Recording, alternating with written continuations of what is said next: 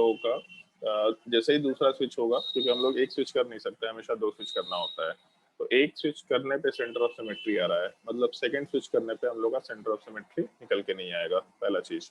तो इसके इसमें कंपाउंड वाला पार्ट ऑप्टिकली एक्टिव नेचर का है, पहला ऑप्टिकली इनएक्टिव था। थर्ड वाले पार्ट की बात करें तो यहाँ भी सेंटर ऑफ सिमेट्री दिख रहा है। फ्रंट कार्बन में अगर एक तरफ जाए तो CH3, अपोजिट तरफ जाए तो CH3, ऊपर जाए तो ब्रोमीन, नीचे जाए तो ब्रोमीन, लेफ्ट साइड में जाए तो H, राइट साइड में जाए तो H। इसका मतलब हम लोगों का सेंटर ऑफ सिमेट्री यहाँ पे एग्जिस्ट कर रहा है। तो अगर यहाँ सेंटर ऑफ सिमेट्री एग्जिस्ट कर रहा मतलब ये भी ऑप्टिकली इनएक्टिव कंपाउंड है। ऑप्टिकली एक्टिव कंपाउंड और ऑप्टिकली इनएक्टिव कंपाउंड कभी भी एनैंटियोमर नहीं हो सकता, कभी भी मिरर इमेज नहीं हो सकता। और दूसरा, हम लोग अलग अलग टाइप का लॉजिक पढ़ चुके हैं, तो कुछ भी जुगाड़ लगा सकते हैं। इमेजिनेशन को अगर हम साइड भी रख दें, इमेजिनेशन भी यूज कर सकते हैं, बट अगर इमेजिनेशन को साइड रखें तो लास्ट क्लास में एक चीज सिखाया था तुम लोगों को कि अगर कभी भी कंपाउंड में कन्फिग्रेशन सोचना है तो कैसे सोच सकते हैं। तो जैसे मान लो फ्रंट कार्बन है, यहाँ पे सेकंड, मतलब पहले कंपाउंड की बात करते हैं। पहले वाले पार्ट में अगर फ्रंट कार्बन का कन्फिग्रेशन R है, मान के चलते R है, तो क्योंकि बैक वाला पार्ट उसका मिरर इमेज है या सिमेट्रिकल इमेज है, तो उस केस में बैक वाले पार्ट का मिरर इमेज S ही निकल के आएगा, क्योंकि R और S एक दूसरे का सिमेट्रिकली अपोजिट सेंटर होता है। दूसरे वाले पार्ट को अगर कंसिडर करें तो एक चीज सोच के देखो, दूसरे वाले केस में CH3 ऊपर है, Br नीचे है, H लेफ्ट साइड में है, और बैक कार्बन पे एक कार्बन CH3, Br और H है। सेकेंड वाले केस में भी तो कोई डिफरेंस नहीं है, एग्जैक्टली CH3 ऊपर है, H लेफ्ट में, Br राइट में, और बैक कार्बन पे CH3, Br, H और कार्बन वाला पार्ट है। इसका मतलब जो कॉन्फ़िगरेशन हम लोग यहाँ पे माने हैं, एग्जैक्टली सेम कॉन्फ़िगरेशन यहाँ पे भी होगा। मतलब सेकेंड कंपाउंड को अगर एज्यूम करके चले तो R कॉन्फ़िगरेशन होगा। और अगर हम लोग के सेकेंड वाले कंपाउंड में फ्रंट कार्बन का कॉन्फ़िगरेशन R है, और क्योंकि यहाँ पे कंपाउंड ऑप्टिकली एक्टिव है, मतलब फ्रंट कार्बन का मिरर इमेज कभी भी बैक कार्बन निकल के नहीं आएगा, ना प्लेन ऑफ सिमेट्री ना सेंटर ऑफ सिमेट्री। इसका मतलब यहाँ पे कॉन्फ़िगरेशन R ही रहना पड़ेगा, S नहीं हो सकता। अगर R के सामने S होता तो सिमेट्रिकल पार्ट होता, सिमेट्रिकल नहीं है और फ्रंट कार्बन अगर R मान के चल रहे हैं तो दूसरे वाले का कॉन्फ़िगरेशन R ही निकल के आएगा। और थर्ड वाले पार्ट को अगर कंसिडर करें तो थर्ड वाले पार्ट में एक चीज सोच के देखो, यहाँ पे CH3 ऊपर था, H लेफ्ट में, और ब्रोमीन वाला पार्ट राइट साइड में। जबकि दूसरे वाले कंपाउंड में क्या दिख रहा है, तो H तो लेफ्ट साइड में दिख रहा है, लेकिन CH3 और ब्रोमीन वाला पार्ट अपने जगह पे नहीं है। CH3 ऊपर था, ब्रोमीन राइट साइड में, यहाँ पे जस्ट अपोजिट हो गया। तो CH3 और ब्रोमीन क्योंकि सही पोजीशन पे नहीं है, दो ग्रुप अपने पोजीशन पे नहीं है, इसका मतलब कितना स्विच होता है, दो ग्रुप अपने पोजीशन पे नहीं है, तो कितना स्विच बताओ भाई, कोई भी। One switch. एक स्विच, और एक स्विच में कॉन्फ़िगरेशन उल्टा कर देते हैं, तो इसका मतलब एस कॉन्फ़िगरेशन होगा। और क्योंकि पीछे का पार्ट सिमेट्रिकल है, मिरर इमेज निकल के आ रहा है, इसका मतलब पीछे पे आर कॉन्फ़िगरेशन होना चाहिए। तो ये दोनों तो डैश टीरोमर दिख रहा, ये दोनों भी डैश टीरोमर दिख रहा, आर के सामने एस, आर के सामने आर, तो डैश टीरोमर, क्योंकि ना सुपर इम्पोजिबल है ना कॉन्फ़िगरेशन पूरा सेम है। अगर पूरा कॉन्फ़िगरेशन सेम होता तो सुपर इम्पोजिबल होता, तो सुपर इम्पोजिबल नहीं है। कॉन्फ़िगरेशन सेम मतलब आर के सामने एस है, आर आर, तो यहाँ पे पूरा कॉन्फ़िगरेशन सेम नहीं है। और मिरर इमेज भी नहीं है, मिरर इमेज के लिए आर एस का मिरर इमेज एस आर होना चाहिए, तो उस केस में कॉन्फ़िगरेशन सेम नहीं है, मतलब mirror image, sorry, super imposable नहीं है, तो नॉन सुपर इम्पोजिबल बोल दिया। और मिरर इमेज भी नहीं है, तो non superimposable, non mirror image, मतलब डैश टीरोमर बोल सकते हैं। बट सेकंड और थर्ड वाले पार्ट में भी अगर कंसिडर करें तो सुपर इम्पोजिबल नहीं है, आर आर कॉन्फ़िगरेशन और नीचे एस आर कॉन्फ़िगरेशन सेम नहीं है, तो इसका मतलब हम लोग का सुपर इम्पोजिबल नहीं है। और मिरर इमेज नहीं है क्योंकि आर का मिरर इमेज तो एस होता है, बट आर का मिरर इमेज एस यहाँ नहीं है, मतलब आर का मिरर इमेज हमेशा एस होगा। तो एक जगह आर का मिरर इमेज एस है, लेकिन दूसरे वाले हाफ में आर का मिरर इमेज वाला पार्ट एग्जिस्ट नहीं कर रहा, तो ना कंप्लीटली मिरर इमेज है ना सुपर इम्पोजिबल है। इसका मतलब हम लोग आराम से कंपाउंड वाले पार्ट को डैश टीरोमर बोल सकते हैं, non superimposable, non mirror image, dash टीरोमर। 1 और 3 को अगर कंसिडर करें तो 1 और 3 वाले पार्ट में बोल सकते हैं कि सर आर के सामने जो है यहाँ एस है, और यहाँ वाले पार्ट में एस के सामने आर है, तो इस केस में पूरा मिरर इमेज है, आर का मिरर इमेज एस हो गया, एस वाले पार्ट का मिरर इमेज आर हो गया, तो मिरर इमेज है और नॉन सुपर इम्पोजिबल भी दिख रहा है। लेकिन मिरर इमेज और नॉन सुपर इम्पोजिबल जब कंपाउंड होता है तो इनैंशियोमर का रिलेशन तो तब आता है जब कंपाउंड ऑप्टिकली एक्टिव नेचर का हो, बट ये ऑप्टिकली इनएक्टिव है, ये भी ऑप्टिकली इनएक्टिव है। कभी भी इनैंशियोमर्स ऑप्टिकली इनएक्टिव नहीं हो सकते, तो इस केस में हम लोग भले ही यहाँ पे RSSR देख रहे हैं, लेकिन अगर हम लोग का कंपाउंड ऑप्टिकली इनएक्टिव नेचर का है तो उस केस में इसको रोटेट कर दो तो कोई फर्क नहीं पड़ेगा। इनएक्टिव नेचर होने का के पीछे लॉजिक क्या है कि सिमेट्रिकल कंपाउंड है, तो जब सिमेट्रिकल कंपाउंड है तो उसको ऐसा देखो कि ऐसा देखो, कोई फर्क नहीं पड़ेगा।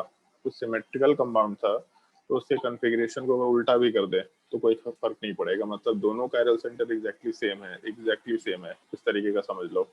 CH3 CH, एक मिनट, CH CH3 दोनों कार्बन के ऊपर ब्रोमीन दे रखा, तो एग्जैक्टली सिमेट्रिकल है।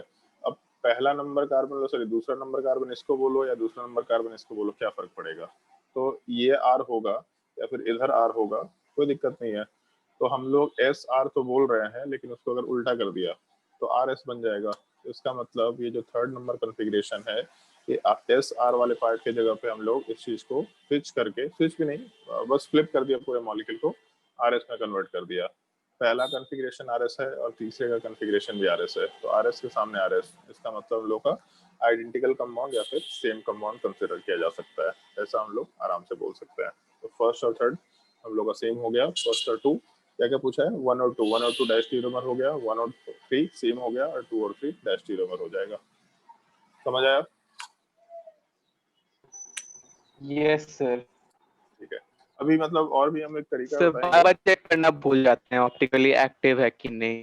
नहीं, ऑप्टिकली एक्टिव पहला कंडीशन ऑफ मस्ट है, उसके बिना इनएंशियोमर्स वाले पार्ट में फिर इमेजिनेशन चाहिए होगा, इमेजिनेशन का पार्ट हम अवॉइड करने बोलेंगे। इमेजिनेशन उतना यूज मत करो, जो ट्रिक्स बताया है वो थियोरेटिकल ट्रिक्स बहुत ही मतलब इजीली अप्लाई कर सकते हैं, आराम से काम हो जाएगा। और इमेजिनेशन में भी है ना कि अब मतलब एक मॉलिक्यूल है, दूसरा मॉलिक्यूल है, और क्योंकि न्यूमन प्रोजेक्शन 3 डायमेंशनल प्रोजेक्शन, तो दूसरे मॉलिक्यूल को ऐसा घुमा के उल्टे साइड से सोचना पड़ेगा। मतलब ये जो मॉलिक्यूल जो हमको ऐसा सामने से दिख रहा है दोनों, दूसरे मॉलिक्यूल को फिर पीछे वाले पार्ट को सामने लेकर के आना पड़ेगा, ऐसा इमेजिनेशन सोचते हुए फिर ओवरलैप करा के देखना पड़ेगा, तो ऐसा काम मत करना कभी भी। और ऑप्टिकल इनएक्टिविटी तो बहुत ही मस्त है। फिर उसके बाद सेकंड वाले क्वेश्चन में अगर किसी को कोई डाउट हो तो बताओ, जल्दी जल्दी बोलते जाओ। क्वेश्चन नंबर 2 में कोई डाउट है?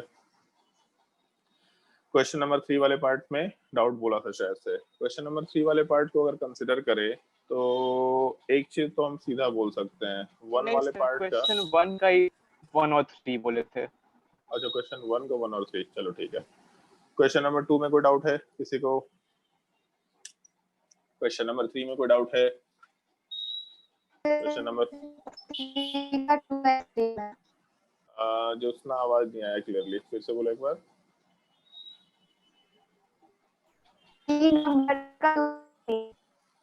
3 नंबर का?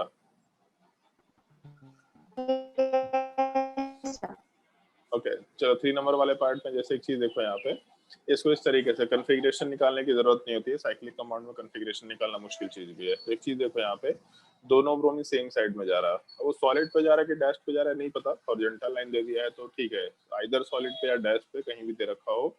तो इस केस में दोनों सेम साइड जा रहा है, मतलब सिस स्ट्रक्चर है। 2 वाले पार्ट में ब्रोमीन अपोजिट जा रहा है, इसका मतलब ट्रांस स्ट्रक्चर है। और थर्ड वाले केस में ब्रोमीन अपोजिट जा रहा है, मतलब ट्रांस स्ट्रक्चर है। तो सिस ट्रांस ज्योमेट्रिकल आइसोमर्स होते हैं, and all geometrical isomers are डायस्टेरियोमर।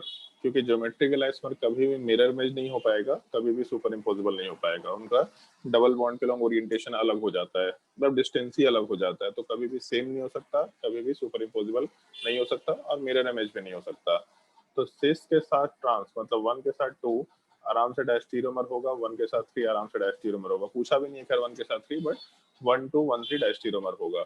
अब उसके बाद अगर 2 वाले पार्ट को कंसिडर करें, तो 2 वाले पार्ट का लास्ट क्लास में हम लोग डिस्कशन किए थे। जैसे यहाँ पे मान लेते हैं कि ब्रोमीन वाला पार्ट जो है, ये ब्रोमीन वाला पार्ट डैश्ड पे है, तो ब्रोमीन वाला पार्ट डैश्ड पे ले लिया, मतलब ऐसा ले लिया कि लेफ्ट साइड वाले पार्ट को हम लोग ऐसे, मतलब रिंग से जो बाहर की तरफ जा रहा है वो हम लोग के डैश्ड वाले पार्ट पे चला गया, और रिंग के अंदर जो आ रहा है वो सॉलिड की तरफ होगा।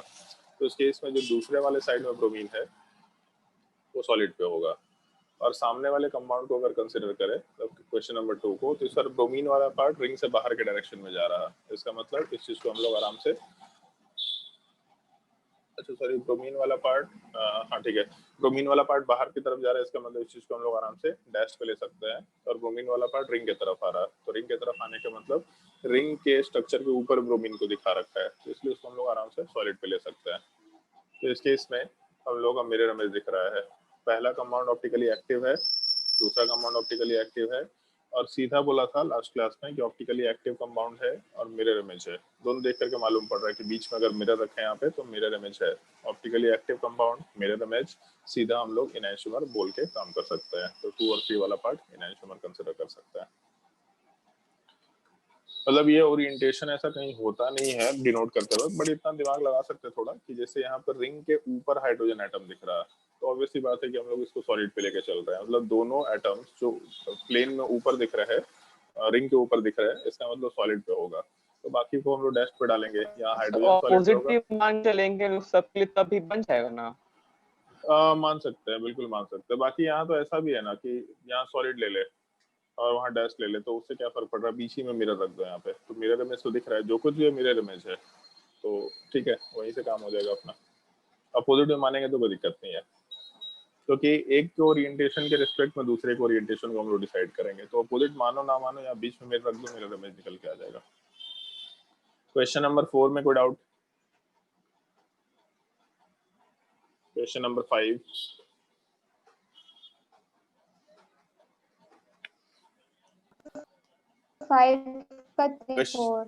क्वेश्चन नंबर 5 का 3-4। क्वेश्चन नंबर 5 के 3-4 वाले पार्ट में यहाँ जो डबल बॉन्ड है, इसमें दोनों हाइड्रोजन अपोजिट साइड में है, तो इसका मतलब ट्रांस स्ट्रक्चर है। और दूसरे वाले केस में डबल बॉन्ड के रिस्पेक्ट में दोनों हाइड्रोजन सेम साइड में है, इसका मतलब सिस स्ट्रक्चर है। तो सिस और ट्रांस आपस में क्या होता है, तो डायस्टेरियोमर होता है। आराम से सिस ट्रांस ऑलवेज डायस्टेरियोमर बोला जा सकता है। हमेशा ज्योमेट्रिकल आइसोमर डायस्टेरियोमर निकल के आएगा। ये तो चलो फिर भी ठीक है। 1 और 3 क्या होगा, ये बता कोई भी। स्ट्रक्चर 1 और स्ट्रक्चर 3 क्या होगा?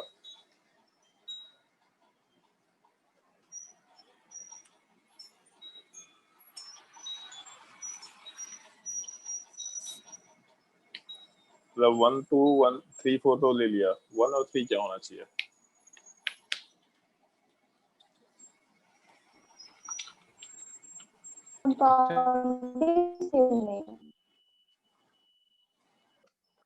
कंपाउंड ही सेम नहीं है। दोनों में नंबर ऑफ कार्बन सेम नहीं है, मॉलिक्यूलर फॉर्मूला सेम नहीं है। आइसोमर्स का मतलब क्या होता है, सबसे बेसिक मतलब क्या होता है, compounds having same molecular formula but different structural formula. तो मॉलिक्यूलर फॉर्मूला तो सेम हो, पहले 6 मेंबर रिंग 6 मेंबर रिंग है, बट एक अगर तरफ ऊपर नीचे CH2 नहीं रहता तो फिर मतलब ऊपर नीचे CH3 नहीं रहता तब क्या होता, तब होता ना तब फंक्शनल तभी आइसोमर। नहीं, तभी भी आइसोमर नहीं होगा। क्योंकि ऐसा सोचो कि अगर ऊपर CH2 मतलब CH3 नहीं होता, तो अभी यहाँ कोई डबल बॉन्ड तो नहीं है। अच्छा, तब एक रिंग है ना, डिग्री ऑफ अनसैचुरेशन तो हो जाएगा, तो उस केस में फिर हम लोग फंक्शनल ग्रुप आइसोमर बोल सकते हैं या चेन आइसोमर बोल सकते हैं।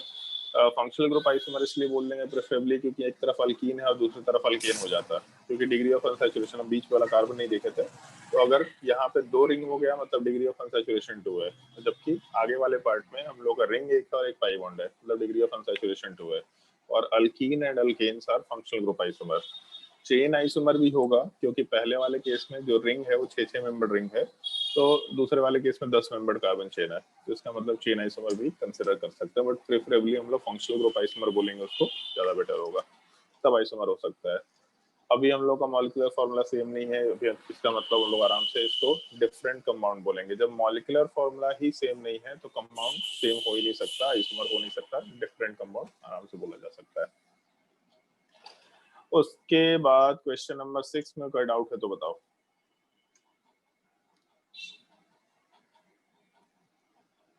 6 में मेरे हिसाब से डाउट होना तो चाहिए, 1 और 2 में शायद।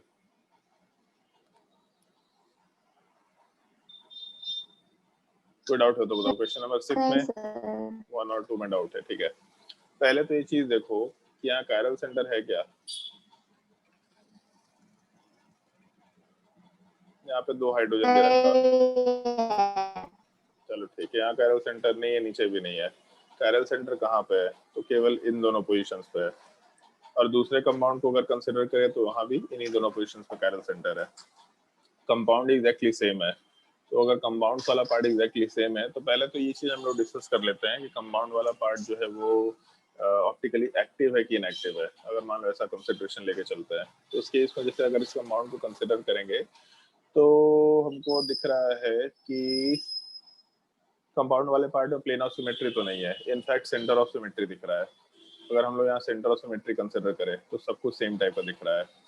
तो इस केस में कंपाउंड में सेंटर ऑफ सिमेट्री है, जो कि फिशर प्रोजेक्शन में होता नहीं है। ये तुम लोगों को ट्रिक बताया था कि फिशर प्रोजेक्शन में अगर सेंटर ऑफ सिमेट्री दिख रहा है, जो कि होता नहीं है, कंपाउंड ऑप्टिकली एक्टिव निकल के आएगा। मतलब अगर फिशर प्रोजेक्शन में सेंटर ऑफ सिमेट्री दिख रहा है तो ना पीओएस होगा ना सीओएस होगा, कंपाउंड ऑलवेज ऑप्टिकली एक्टिव होगा, ऐसा बोल सकते हैं। तो पहला कंपाउंड ऑप्टिकली एक्टिव है। सेम टाइप से दूसरे वाले केस में भी सेंटर ऑफ सिमेट्री दिख रहा है, तो ना पीओएस है ना सीओएस होता है, कंपाउंड ये भी ऑप्टिकली एक्टिव होगा। अगर दोनों पार्ट ऑप्टिकली एक्टिव हो गया, दोनों पार्ट, तब उस केस में फिर हम लोग कुछ रिलेशन निकाल सकते हैं, एनेंटियोमर वगैरह सबका कंसिडरेशन देखा जा सकता है। तो जैसे अगर हम लोग लेफ्ट और राइट वाले पार्ट को देखें तो हमको बीच में मिरर इमेज दिख रहा है। यहाँ पे CH3 का मिरर इमेज CH3, H का मिरर इमेज H, CH3 का मिरर इमेज CH3, CHO का मिरर इमेज CHO, HH का मिरर इमेज HH, HH का मिरर इमेज HH, CHO का मिरर इमेज CHO। तो इस केस में दोनों कंपाउंड एक दूसरे का कंप्लीट मिरर इमेज है। तो मिरर इमेज वाला पार्ट भी है कंप्लीट, और कंप्लीट मिरर इमेज होने के बाद हम लोग आराम से कंपाउंड को ऑप्टिकली एक्टिव भी कंसिडर कर रखते हैं। तो optically active compound mirror image, इसका मतलब 1 और 2 को हम लोग आराम से एनेंटियोमर बोल सकते हैं। थर्ड की बात करते हैं। थर्ड में हमको प्लेन ऑफ सिमेट्री दिख रहा है, बिल्कुल बीच से डिवीजन करने पे ऊपर का पार्ट नीचे का पार्ट सिमेट्रिकली डिवाइड हो रहा है। मतलब पीओएस वाला पार्ट है तो कंपाउंड ऑप्टिकली इनएक्टिव होगा। अगर कंपाउंड ऑप्टिकली एक्टिव है दोनों, और इधर ऑप्टिकली इनएक्टिव कंपाउंड है, तो मिरर इमेज कभी भी नहीं हो सकता और ना सुपर इम्पोजिबल हो सकता है। सुपर इम्पोजिबल का तो मतलब सेम ही कंपाउंड हो गया। तो एक ऑप्टिकली एक्टिव कंपाउंड और एक ऑप्टिकली इनएक्टिव कंपाउंड कभी भी सेम कैसे हो सकता है, पहला चीज। तो सुपर इम्पोजिबल तो बिल्कुल नहीं हो रहा। दूसरा चीज, एक ऑप्टिकली एक्टिव कंपाउंड का मिरर इमेज, मतलब एक ऑप्टिकली एक्टिव कंपाउंड का मिरर इमेज उसका एनेंटियोमर होता है, जो खुद भी ऑप्टिकली एक्टिव होना चाहिए। तो कभी भी एक ऑप्टिकली एक्टिव कंपाउंड का मिरर इमेज ऑप्टिकली इनएक्टिव नहीं हो सकता, क्योंकि ऑप्टिकली एक्टिव कंपाउंड का मिरर इमेज उसका एनेंटियोमरिक पार्ट है, जो खुद भी ऑप्टिकली एक्टिव होता ही होता है। तो इसका मतलब optically inactive compound optically active compound mirror image नहीं होंगे। तो non mirror image, non super imposable, मतलब डैश स्टीरियोमर ले सकते हैं। और 2, 3 में भी एग्जैक्टली सेम चीज है, ना मिरर इमेज है ना सुपर इम्पोजिबल है, मतलब डैश स्टीरियोमर हो जाएगा। फिर उसके बाद क्वेश्चन नंबर 7 तो मेरे हिसाब से थोड़ा आसान है, 7 तो सॉल्व हो गया होगा, कि हम लास्ट क्लास में बता भी दिए थे, बट ठीक है। अभी हम क्लास में कुछ और क्वेश्चंस कराएंगे, जिसमें हम बोले थे तुम लोगों को कुछ ट्रिक्स बताने वाले हैं, उन सब ट्रिक्स का थोड़ा ध्यान रखना। 1 मिनट। 2-3 क्वेश्चंस हैं, दोनों क्वेश्चंस को ट्राई करके देखना है। और अदवे तुम लेक्चर सुनना, अगर तुमको केवल मतलब लेक्चर सुनने की कोशिश करना है कि हम क्या बोल रहे हैं, और जो लेक्चर्स ऑप्टिकल आइसोमेरिज्म का हुआ उसको सुनना केवल, मतलब उसको नोट डाउन करने की कोई जरूरत नहीं है, उन लेक्चर्स को केवल सुनना। उसमें कुछ कुछ ट्रिक्स हैं, वो ट्रिक्स वाले पार्ट बस सुनना, वो अपने आप समझ में आता चला जाएगा। बहुत ही सिंपल सिंपल चीजें बताए हैं। Plane of symmetry, centre of symmetry हम लोग केमिकल बॉन्डिंग में डिस्कस कर चुके थे, तो कोई दिक्कत नहीं आने वाला। अब क्योंकि मजेदार टॉपिक है तो रिकॉर्डेड लेक्चर सुनने में मजा आएगा, उसमें कोई दिक्कत नहीं होने वाला है। ठीक है सर। क्वेश्चन में जैसे हम तुम लोगों को 6 पार्ट दे रहे हैं, फाइंड द रिलेशन ऐसा लिख देते हैं। चलो क्वेश्चन नोट कर लो। फाइंड द रिलेशन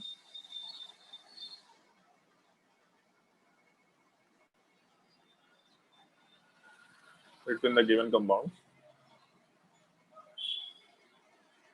और जो लास्ट क्लास में तरीका बताया था कि आर कॉन्फ़िगरेशन निकालो, एस कॉन्फ़िगरेशन निकालो, उस तरीके से आंसर देने की कोशिश करना।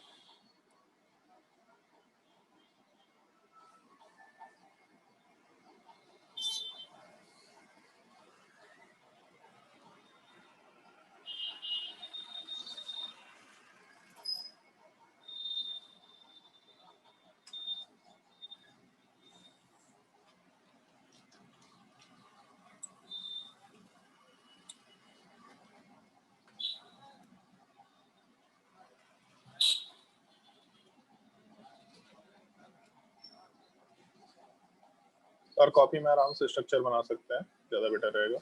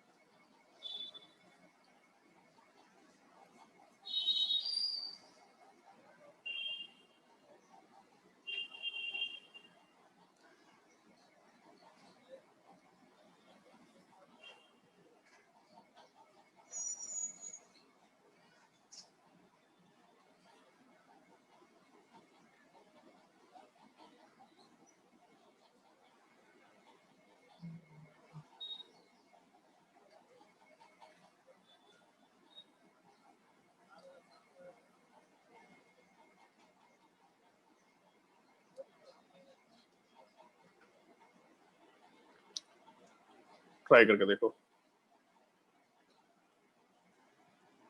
सारे रिलेशंस निकालना है।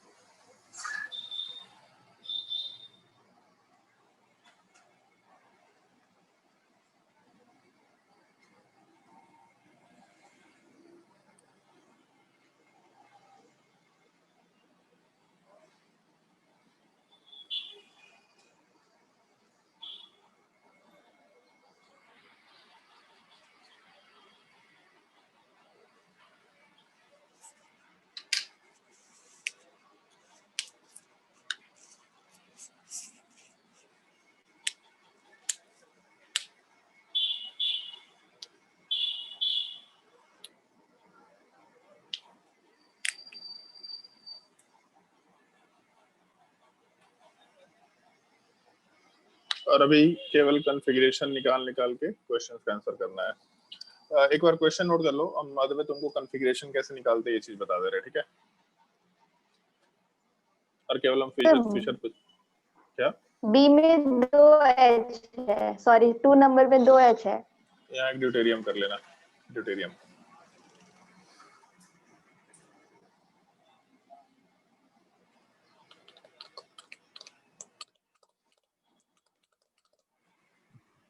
सर लास्ट में बोलने आंसर में कंप्लीटली डिफरेंट एक आंसर मिल गया होता।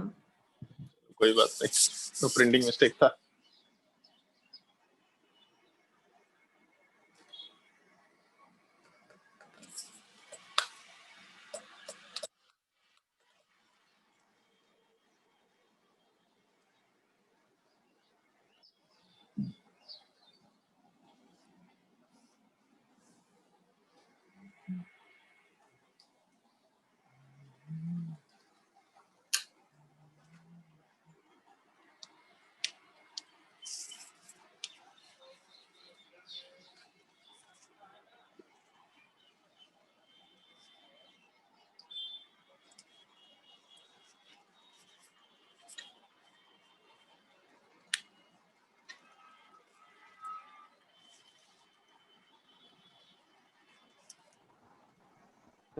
वन नोट आपका काम आसान कर दिया है, व्हाइट बोर्ड में आपको 6 बार बनाना पड़ता।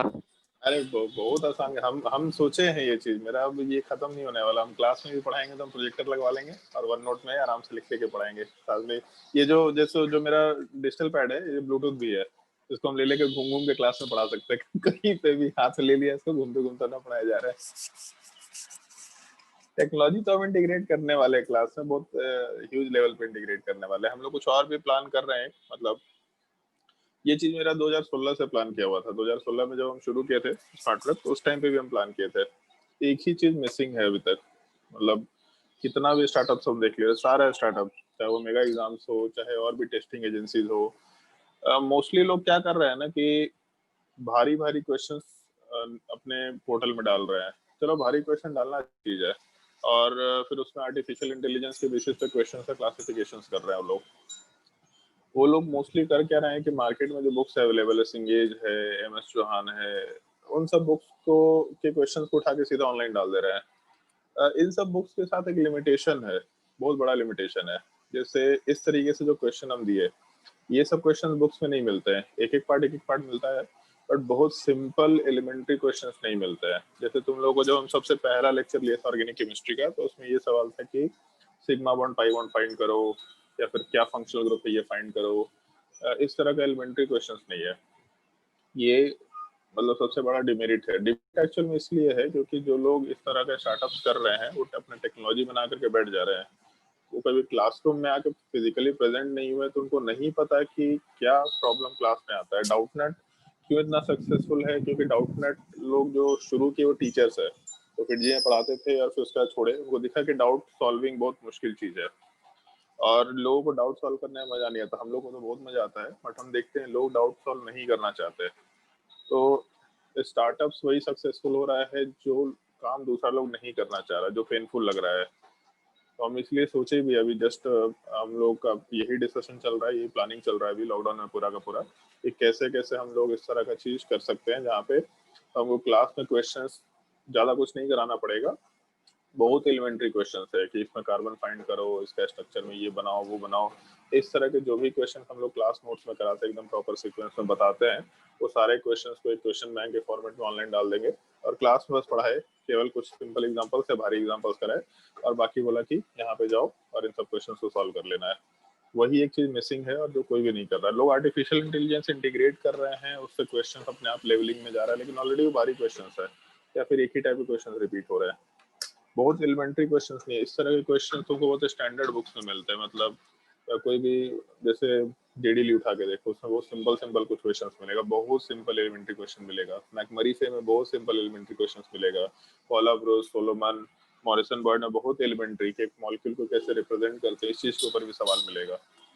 मार्केट में जो बुक्स मिलते हैं वो लोग चाहते हैं कि हम भारी से भारी क्वेश्चन रखें, जितने कम से कम पेज में जितना अच्छा क्वेश्चन डाल दें। मतलब डिपेंड करता है स्टूडेंट टू स्टूडेंट कि अगर अच्छा स्टूडेंट है तो उसको रिपीटिशन नहीं चाहिए, उसको हर एक टाइप के क्वेश्चन चाहिए। बट अगर कोई स्लो लर्नर है तो उनको एक ही टाइप के क्वेश्चन को 2 बार 3 बार 4 बार सॉल्व करना होता है, तब जाकर उनको चीजें समझ में आएंगी। करने वाले चीज हम लोग करने वाले हैं। एक हम लोग स्मार्ट प्रेप के स्टूडेंट्स के लिए इंटर्नशिप प्रोग्राम शुरू कर रहे हैं। मतलब जो पुराने स्मार्ट प्रेप के स्टूडेंट है, first year second year third year में होंगे अभी, तो सबको हम लोग एक मैसेज भेजने वाले हैं कि हम लोग को इन सब पोजीशंस पे लोग चाहिए, digital marketer, graphic designers, content creator, वो सारे लोग को इंटर्नशिप का, मतलब जैसे लिंक्डइन पे प्रोफाइल बना लिए उन लोग आराम से स्मार्ट प्रेप एकेडमी का लिंक्डइन के प्रोफाइल में एक मार्केटिंग का या फिर किसी भी चीज का एक इंटर्नशिप का वो क्रेडिबिलिटी मिल गया, तो करियर में हेल्प मिलेगा उन लोगों को आराम से। अब जो IIT NIT चलेगा उनके लिए तो ठीक है, बट जो इन जगह पे नहीं गए उनको लगता हो कि हम क्या करें, उनके पास गेट के अलावा कोई ऑप्शन नहीं होता दुनिया में, तो उन लोगों को काफी हेल्प मिल जाएगा। ठीक है, हो सकता है 11th 12th में उतने अच्छे से नहीं पढ़ाई कर पाए, बहुत सारे फैक्टर्स होते हैं, स्पेशली बोकारो में तो और भी हजारों फैक्टर है स्कूल को लेकर के, तो इन सब लोगों को काफी हेल्प मिल जाएगा, उनको एक अच्छा डायरेक्शन मिल जाएगा कि हाँ ठीक है इंटर्नशिप कर लिया। एक जो ओ बुक वाला है उसके इंटर्नशिप में मोस्टली स्टूडेंट लोग ही काम कर रहे हैं, सारे के सारे स्टूडेंट लोग ही काम कर रहे हैं। तो उसमें सौम्या करके एक लड़की है जो 2016 के सबसे पहले बैच में पढ़ी थी हमसे, तो वही हमको आइडिया दी थी। तो जैसे ही हम लिंक्डइन पे प्रोफाइल बनाए स्मार्ट प्रेप का और वो अपना प्रोफाइल अपडेट की, तो गूगल का एक फेलोशिप आता है, हमको भी नहीं मालूम था ये सब चीज, वो डिजिटल मार्केटिंग करना चाह रही कि उसको MBA करना है। तो जैसे ही वो उसमें प्रोफाइल अपडेट की तो गूगल का फेलोशिप अवार्ड मिल गया उसको, मतलब $2000 का उसको वो मिलेगा, ग्रांट मिलेगा, तो उसको $2000 खर्च करना है डिजिटल मार्केटिंग करते वक्त। $2000 बहुत बड़ा अमाउंट होता है। तो एक US के किसी प्रोफेसर का डिजिटल मार्केटिंग करना है उसको पूरा का पूरा, और उसके मतलब उसको कितना रुपए खर्च करना है, तो $2000 खर्च करना है। तो एक अच्छा उसको डिजिटल मार्केटिंग का वो मिल गया, मतलब फेलोशिप प्रोग्राम मिल गया, केवल मतलब हम लोग का डिजिटल प्रोग्राम, मतलब डिजिटल मार्केटिंग का प्रोफाइल अपडेट की केवल इस वजह से मिल गया। तो ये अच्छा चीज है, काफी प्रोफाइल बिल्डिंग मिलेगा, तो हम लोग करने वाले सारे स्टूडेंट्स के साथ। तो क्लासरूम के बाद भी तुम लोगों को फायदा मिल जाएगा। जो IIT NIT वाले लोग उन लोगों के लिए नहीं करेंगे, IIT NIT वाले लोग अपना करियर खुद बनाओ, बाकी जो लोग होंगे उनके लिए। और डॉक्टर के लिए तो हम लोग कुछ कर नहीं सकते, डॉक्टर के लिए तो उल्टा होगा, डॉक्टर लोग मेरे लिए करेंगे, मेरा इलाज कर देंगे आराम से, ज्योत्सना करेगी मेरा इलाज। सर स्मार्ट प्रेप की जगह विद्या मंडल क्लासेस आ गया। हाँ, वो हम लोग जगह छोड़ दिए, हम लोग मॉल में ही जगह लेंगे, वहां पे नहीं जा रहे हम लोग।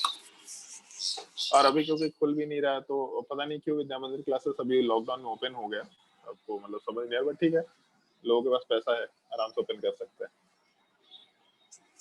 अब लोग वहां से शिफ्ट होकर के मॉल में चलेंगे आराम से। जिस दिन अनाउंस हो गया कि अब ऑफलाइन क्लासेस शुरू कर सकते हैं, मॉल में हम लोग शुरू करने वाले हैं। मॉल में बातचीत कर लिया हम लोगों ने, वहीं पर लोग क्लासेस शुरू करेंगे।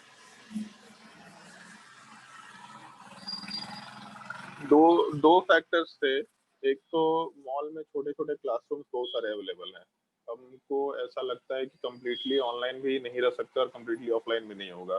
तो अब क्लास में अगर हम लोग ऑनलाइन भी क्लास लेना है तो मतलब स्पीकर का सिस्टम अच्छे से सेटअप करना पड़ेगा। अगर हम लोग मतलब लाइव क्लास चल रहा है और ऑफलाइन क्लास का ही लाइव क्लासेस चल भी रहा है, तो अगर कोई स्टूडेंट डाउट पूछता है तो स्पीकर पे उसका आवाज आएगा ताकि सब लोगों का डाउट भी समझ आए।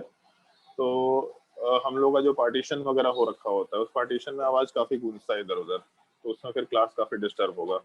तो इसीलिए हम लोगों को सिंगल सेपरेटेड क्लासरूम चाहिए होता, बहुत ही जरूरी था। तो मॉल में हम लोग जब जगह घूम रहे थे देखे वहाँ पे सिक्योरिटी वाइज बहुत अच्छा है, सैनिटाइजेशन वगैरह सब कुछ हो रहा है, साफ सफाई अच्छे से हो रहा है, तो हम लोग लिए ज्यादा सुटेबल प्लेस था, इसलिए हम लोग डिसाइड किया कि चलो जगह छोड़ना ही है। जाना मॉल में घूमना आराम से, और क्या तुम लोग जहाँ कुछ घूमने का बचा भी नहीं है। चलो क्वेश्चन सॉल्व करो, फटाफट क्वेश्चन सॉल्व करो।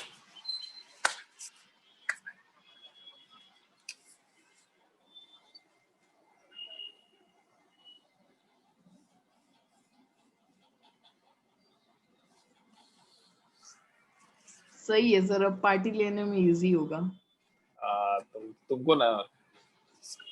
तुमको उठा के फेंकने में भी इजी होगा, ऊपर से सीधा मैथ ऊपर से लेक्चर देख रहा था, उसमें अनुभव से पार्टी लेने के लिए अब बोलते 3-4 दिन बाद, आज चौथा दिन हो गया।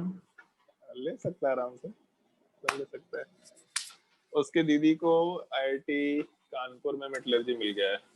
हम इन लोगों को बोला करते थे लड़की लोगों को कि थोड़ा भी पढ़ लो, 20% रिजर्वेशन हो गया तुम लोगों का, आराम से आईआईटी मिल जाएगा, लेकिन सुनता ही नहीं है सब। आज 12th वालों को, जैसे ही 12th वालों को हम कल नहीं परसों की बात है, सैटरडे को 12th वालों को ऐसे ही बोले कि अरे मतलब बताया कि सुरभि को आईआईटी दिल्ली में इंजीनियरिंग फिजिक्स मिल गया और श्वेता को ये मिल गया, और जबकि 25,000 रैंक है तो भी मिल गया आराम से। तो वही उन लोगों को बोले कि लड़की लोग तुम लोग पढ़ लो थोड़ा, क्योंकि थोड़ा भी पढ़ लेंगे तुम लोगों को कॉलेज मिल जाएगा। 20% रिजर्वेशन लड़कियों का हो गया है, फीमेल वनली। तो उस दिन फिर ऐसे क्लास 8:15 तक हुआ और हमको कुछ टॉपिक पढ़ाना था 15 मिनट का, तो हम पूछे इसी क्लास में कैसे कितने लोगों को लगता है कि और कुछ झेल पाएंगे, मतलब वो क्लास एक्सटेंड करना है। तो सारा लड़की लोग हाथ खड़ा करे कि हम लोग तो झेल लेंगे।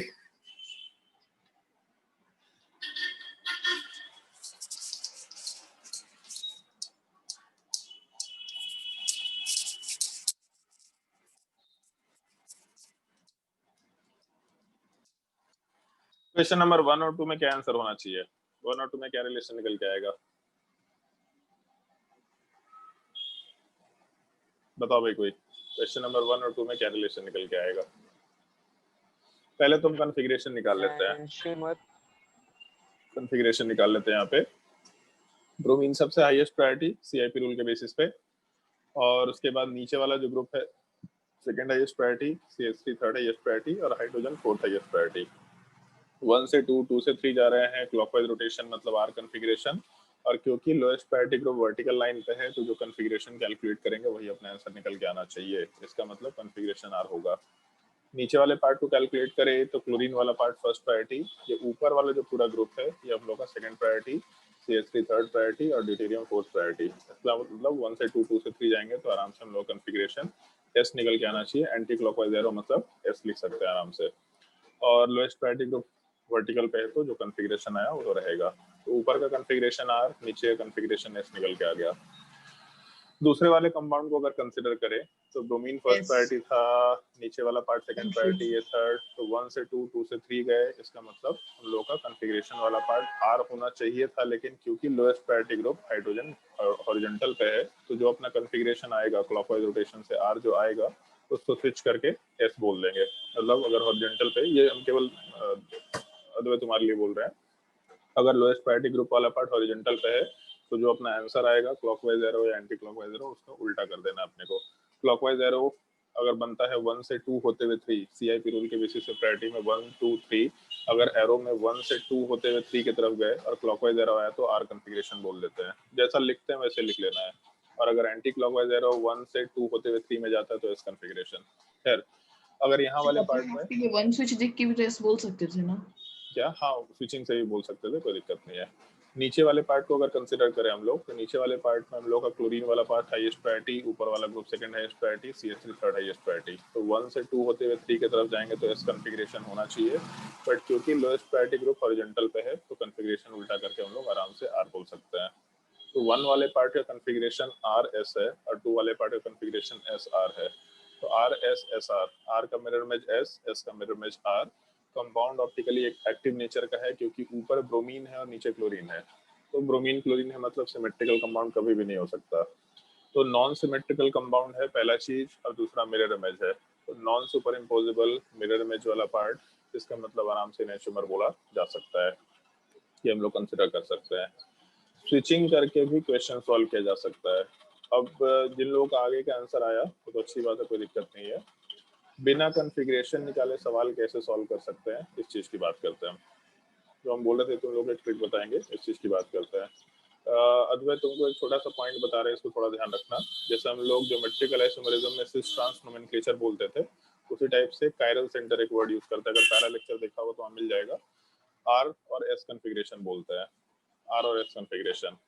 जब भी कभी दो बॉन्ड को आपस में चेंज करते हैं ना, कोई भी दो बॉन्ड दे रखा है एक कंपाउंड के ऊपर, एक कायरल सेंटर है, कायरल सेंटर का मतलब sp3 हाइब्रिडाइजेशन होना चाहिए पहला चीज, और चारों ग्रुप्स अलग होने चाहिए। sp3 हाइब्रिडाइजेशन फर्स्ट कंडीशन, और चारों एटम्स अलग होने चाहिए, चारों ग्रुप्स अलग होने चाहिए, चाहे वो रिंग हो चाहे कुछ भी हो, चारों साइड्स अलग होने चाहिए। अगर कोई भी दो बॉन्ड को स्विच करते हैं, कोई भी दो बॉन्ड को आपस में एक्सचेंज करते हैं, तो कॉन्फ़िगरेशन इन्वर्ट हो जाता है। इन्वर्ट होने का मतलब आर कॉन्फ़िगरेशन एस में कन्वर्ट हो जाएगा। अगर मान लो ये कंपाउंड दे रखा CH3, ये फिशर प्रोजेक्शन है, CH3 OH H और Cl। अगर इसमें हम लोग ऐसा कॉन्फ़िगरेशन बना दे Cl OH CH3 और H, तो इस केस में CH3 अपने जगह पे है, H अपने जगह पे है, बट क्लोरीन अपने जगह पे नहीं है, OH अपने जगह पे नहीं है। इसका मतलब ये दोनों ग्रुप आपस में एक बार एक्सचेंज हो गए, दो ग्रुप अपने जगह से चेंज हो गए हैं, केवल दो ग्रुप। तो दो ग्रुप आपस में अगर जगह चेंज किया मतलब एक स्विच होगा या एक इंटरचेंज होगा।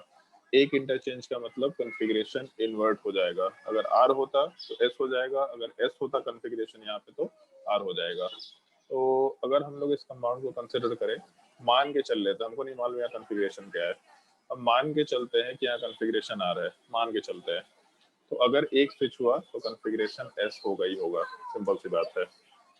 तो हम लोग जब क्वेश्चंस को सॉल्व करेंगे तो उसको सॉल्व करते वक्त हम लोग कॉन्फ़िगरेशन निकालेंगे नहीं, ये एक चीज ध्यान रखना है। हम कुछ भी मान लेते हैं, एजम्पशन मान लेते हैं आर आर कॉन्फ़िगरेशन है, हम मान लेते हैं, तो वो कोई मतलब नहीं है कि सर मानना कॉन्फ़िगरेशन ही तो क्या फिर है। ए भी ले लीजिए। नहीं, ए बी तो नहीं बोल सकते ना, कॉन्फ़िगरेशन में तो आर एस में से ही कुछ मानना है ना अपने को। ठीक है, वो तो ए बी आप ऊपर अपना तो बना लीजिए। बट अपना बना लेते हैं, इतना थोड़ा ना नालायकी करना है, क्योंकि हमको स्विचिंग करके फिर अच्छा ए का उल्टा क्या होगा, बी। Yes sir. नहीं नहीं, उसको कंफ्यूजन तो में मत डालो। आलस मत पढ़ाइए मत, मतलब अगर आप लोग ऐसे कर सकते हैं तो नहीं ठीक है, उसमें वो भी नीड एलिमिनेट हो जाएगा आलस पढ़ाने का।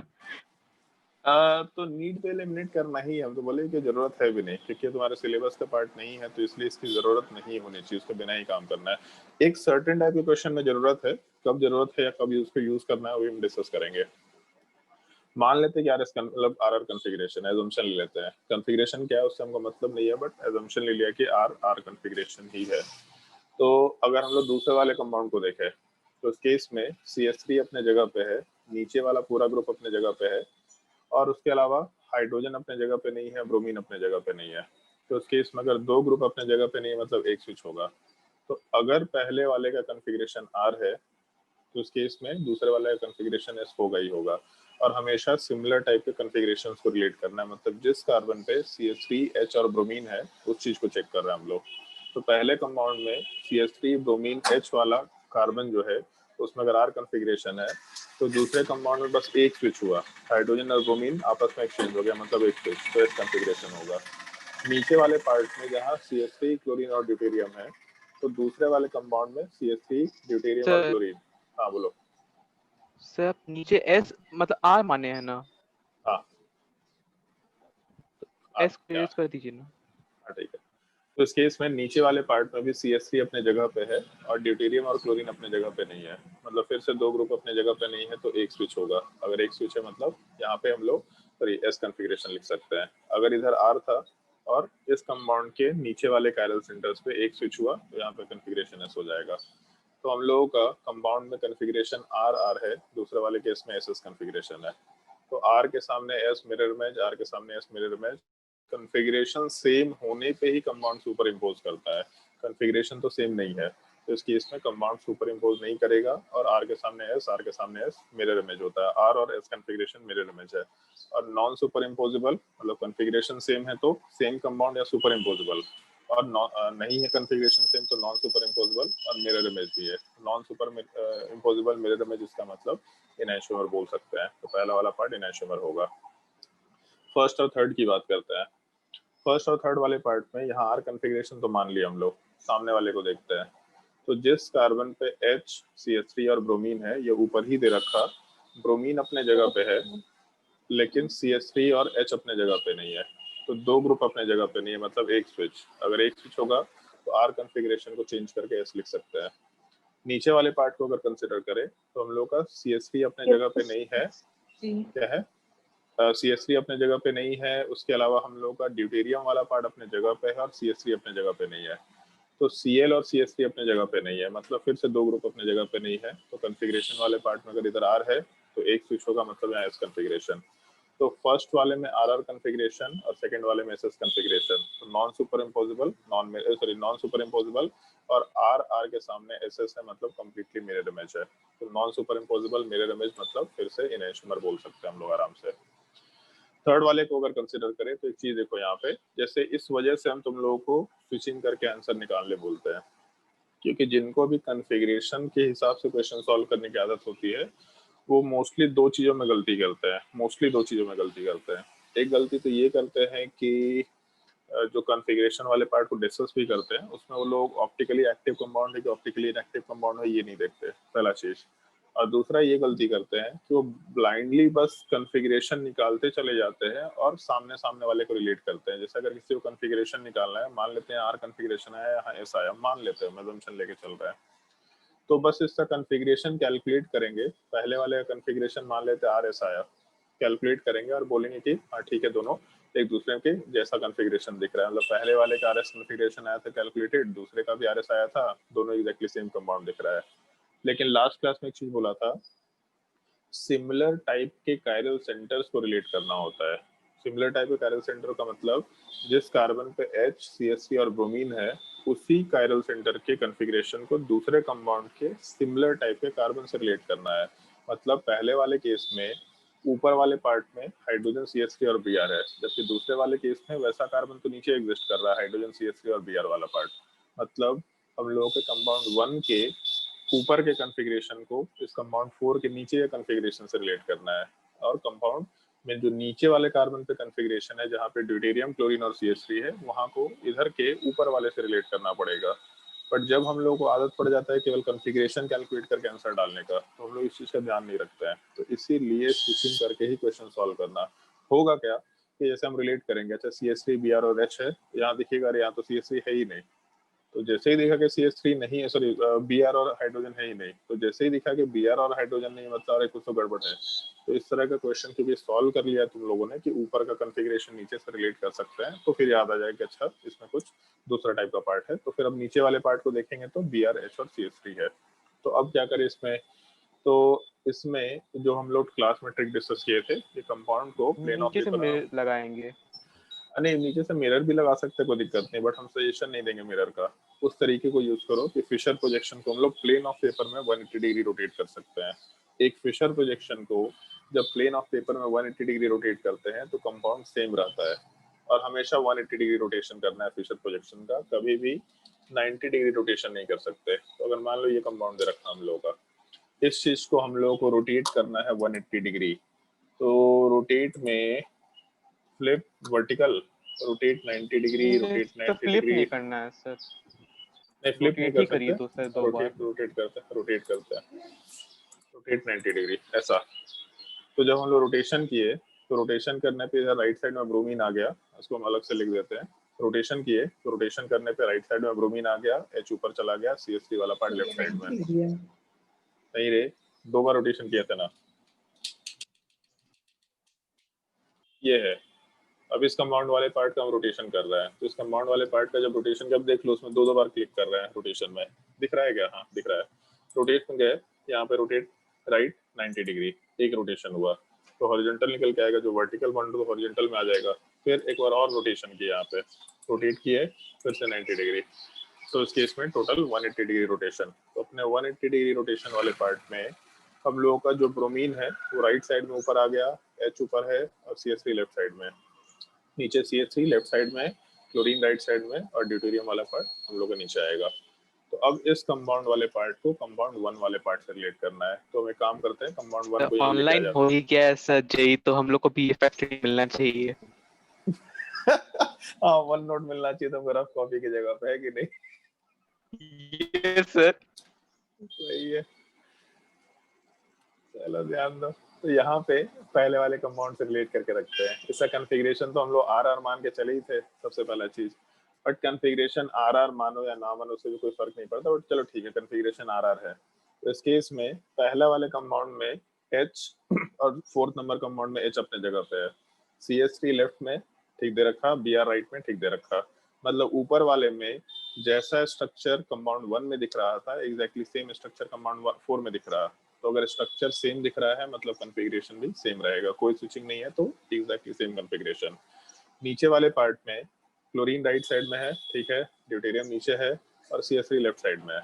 मतलब नीचे वाले कायरल सेंटर पे भी एग्जैक्टली सेम टाइप का स्ट्रक्चर दिख रहा है, सेम टाइप का ओरिएंटेशन दिख रहा है स्पेस में, कोई स्विचिंग नहीं। मतलब कॉन्फ़िगरेशन वाला पार्ट हम लोग का आर ही निकल के आ जाएगा।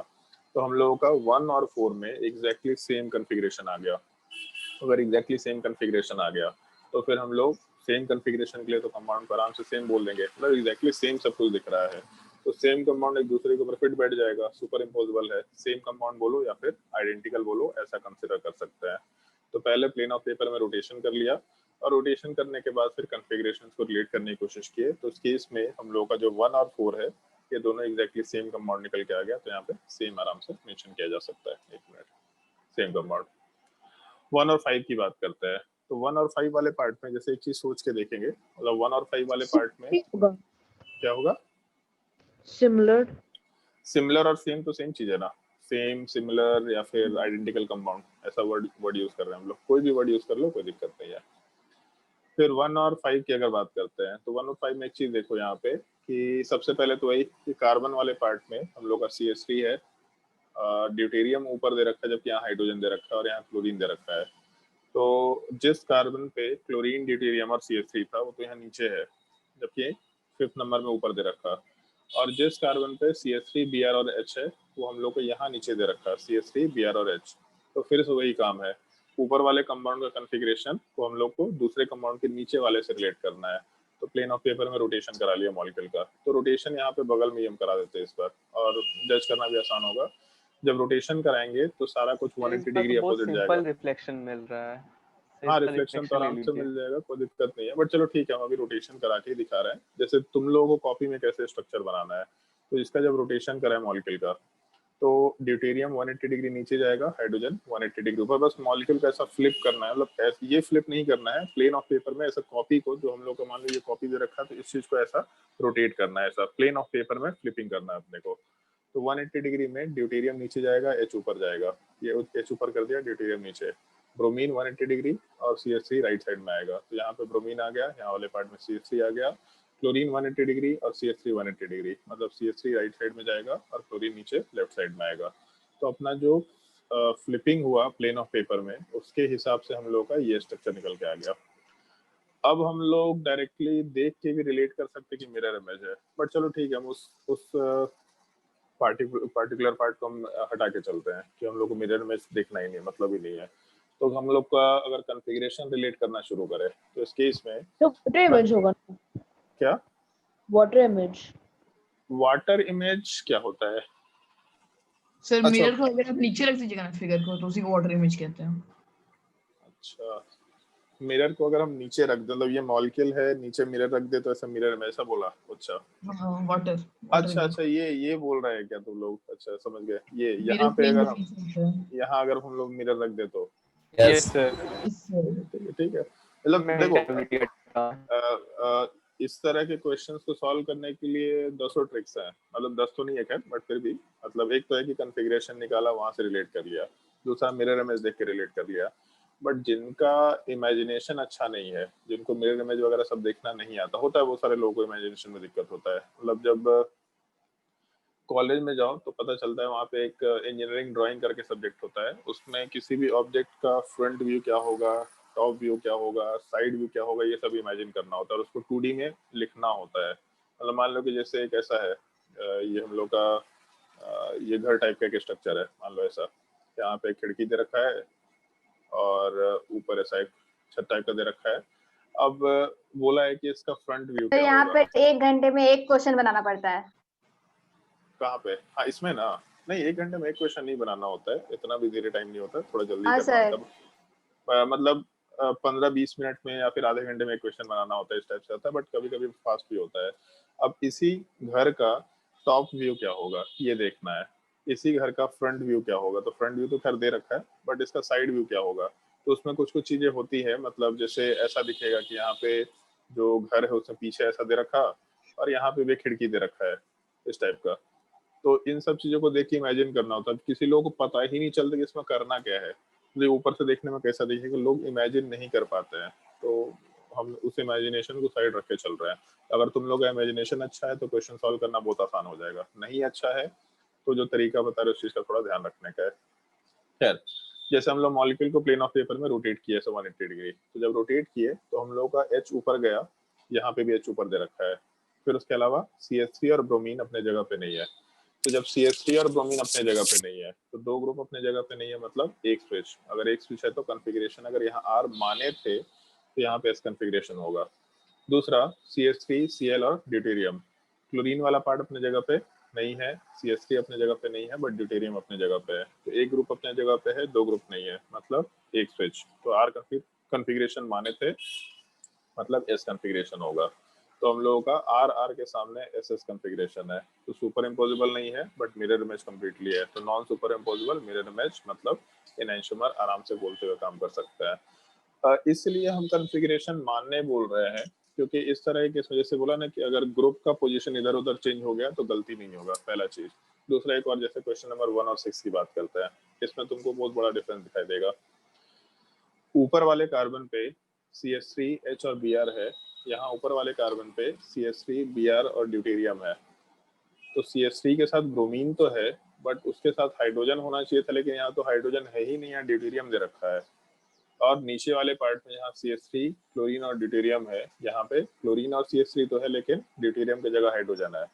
मतलब एक चीज ऐसा, अब जैसे हम लोग अगर कॉन्फ़िगरेशन निकालते वक्त काम करेंगे तो हम लोग ध्यान नहीं देंगे कि ऊपर वाले कार्बन पे जहाँ ब्रोमीन था उसमें H अटैच था, जबकि नीचे यहाँ तो H है ही नहीं, यहाँ ड्यूटेरियम अटैच हो गया। जबकि ऊपर में ड्यूटेरियम नीचे वाले पे था और यहाँ पे ड्यूटेरियम वाला पार्ट, मतलब जिसपे क्लोरीन था उस पे ड्यूटेरियम था, यहाँ क्लोरीन के साथ हाइड्रोजन डाल दिया। तो इस पूरे कंपाउंड में जो हाइड्रोजन और ड्यूटेरियम है इसका पोजीशन ही चेंज हो गया है, मतलब कंपाउंड का स्ट्रक्चर ही सेम नहीं रहा। कंपाउंड में कार्बन पे जो जो ग्रुप्स का अटैचमेंट था वो अटैचमेंट ही डिफरेंट हो गया। और अगर कभी भी स्ट्रक्चर वाला पार्ट चेंज हो जाता है तो इस तरह की चीज को हम लोग स्ट्रक्चरल आइसोमर बोलते हैं, rather than stereo isomer. Structural isomer में भी ज्यादा प्रिसाइजली बात करेंगे तो पोजिशनल आइसोमर हो जाएगा, लेकिन स्टीरियो आइसोमर नहीं हो सकता है। तो जिनको भी कॉन्फ़िगरेशन के थ्रू क्वेश्चन सॉल्व तो करने की आदत है, नहीं हुआ। नहीं डायस्टीरियोमर नहीं होगा। हम लोग जैसे सबसे बेसिक लेक्चर याद रखो, सबसे शुरुआत में क्या बोले थे, आइसोमर में स्ट्रक्चरल होता है और फिर स्टीरियो होता है। डिफिनेशन में बोले थे कंपाउंड जिनका स्ट्रक्चर डिफरेंट हुआ that are called as structural isomer, और अगर स्ट्रक्चर सेम है तब हम लोग स्टीरियो आइसोमर की बात करते हैं। तो अगर स्ट्रक्चर डिफरेंट हो गया तो उस केस में हम लोग स्टीरियो आइसोमर की बात ही नहीं कर पाएंगे। तो इस केस में अभी हम डिस्कस करने वाले भी हैं, जस्ट इस क्वेश्चन के बाद ही ये पॉइंट हम डिस्कस करते हैं। स्ट्रक्चर अगर सेम हो गया तो हम लोग कभी भी स्टीरियो आइसोमर की बात नहीं कर सकते। स्ट्रक्चर सेम होने पे फिर ओरिएंटेशन स्पेस में अलग होना चाहिए। तो इस केस में 1 और 6 का ओरिएंटेशन ही हम लोगों का बिल्कुल मतलब सॉरी स्ट्रक्चर ही बिल्कुल हम लोग का अलग है, ओरिएंटेशन से मतलब नहीं रखेंगे। इस वजह से स्विचिंग वाला पार्ट देखना, क्योंकि लोग नॉर्मली करते क्या है कि वो बस कॉन्फ़िगरेशन देख के आंसर निकालते हैं। तो कॉन्फ़िगरेशन देखते वक्त तो हम लोग तो बस कॉन्फ़िगरेशन निकाले, आर है एस है, आर है ऐसे, और आंसर निकालना शुरू कर दिया, बट उसमें स्ट्रक्चर का तो ध्यान ही नहीं रखेंगे, तब उस तरह के केस में गलती होने के चांसेस होते हैं। तो इसलिए ध्यान रखना थोड़ा इस चीज का। और दूसरा एक और चीज, क्यों कॉन्फ़िगरेशन निकालना, कॉन्फ़िगरेशन निकालने की जरूरत थोड़ा ना अपने को, कुछ भी मान लेंगे। कॉन्फ़िगरेशन निकालने में 5 सेकंड का भी टाइम क्यों खराब करेंगे, जब तक कि सवाल में ये नहीं पूछा फाइंड द कॉन्फ़िगरेशन। कुछ भी रैंडमली मान लो और रैंडमली मानने के बाद बस क्वेश्चन सॉल्व करना शुरू करो। एक चीज बस ध्यान रखना, सिमेट्रिकल कंपाउंड दे रखा होगा तो उस केस में प्लेन ऑफ सिमेट्री मतलब ऑप्टिकली एक्टिव है कि इनएक्टिव है, इस एक चीज का थोड़ा ध्यान रखते हुए काम करना। अगर सिमेट्रिकल कंपाउंड है, जहां जहां ऑप्टिकली इनएक्टिव कंपाउंड होगा उसमें बहुत जो सिंपल सा ऑप्टिकली इनएक्टिव कंपाउंड देगा उसका थोड़ा ध्यान रखते हुए काम करना, क्वेश्चन आसानी से सॉल्व हो जाता है। तो 1 और 6 वाला पार्ट पोजिशनल आइसोमर हो गया। अब जैसे 2 और 3 की बात करते हैं तो इसको हम डायरेक्टली भी आंसर में रिलेट कर पाएंगे। 1 और 2 इनएंशियोमर है, 1 और 3 भी इनएंशियोमर है, तो 1 का मिरर इमेज 2 है, 1 का मिरर इमेज 3 भी है, तो ऑब्वियस सी बात है 3 और 2 वाला पार्ट सेम निकल के आएगा क्योंकि 1 का ही मिरर इमेज दोनों है। तो एक कंपाउंड का मिरर इमेज, एक तरफ मिरर रखो दूसरे तरफ मिरर रखो, मिरर इमेज अगर सेम है तो कंपाउंड का मिरर इमेज वाला पार्ट आपस में सेम निकल के आ जाएगा। 2 और 3 वाले पार्ट को हम लोग सेम कंपाउंड या आइडेंटिकल कंपाउंड बोल सकते हैं। रिलेट भी कर सकते थे R configuration, SS configuration, SS configuration, तो SS configuration exactly same configuration है, मतलब सेम कंपाउंड। 1 और 4 की अगर बात करें तो 2 और 4, 1 और 4 सेम है, तो 2 और 4 अगर कंसिडर करना शुरू करें तो जैसे ऐसा सोचो कि 1 और 4 सेम है, 1 और 2 इनएंशियोमर है, तो यहाँ पे 4 लिखो या 1 लिखो क्या फर्क पड़ेगा, क्योंकि 1 और 4 तो सेम ही कंपाउंड है। तो 1 और 2 इनएंशियोमर था तो 2 और 4 क्या हो जाएगा, तो 2 और 4 को हम लोग 2 और 1 से रिलेट कर लिए, तो इसका मतलब यहाँ पे भी इनएंशियोमर बोला जा सकता है। 2 और 5 की बात करते हैं तो 1 और 5 इनएंशियोमर है, 1 और 2 इनएंशियोमर है, तो 1 का इनएंशियोमर 2, 1 का इनएंशियोमर 5, इसका मतलब 2 और 5 वाले पार्ट को हम लोग आराम से सेम बोल सकते हैं। 2 और 6 की अगर बात करें तो 6 का तो स्ट्रक्चर ही अलग है, अगर 6 का स्ट्रक्चर अलग है तो सबसे ही अलग होगा, इसका मतलब आराम से स्ट्रक्चरल आइसोमर वर्ड यूज किया जा सकता है।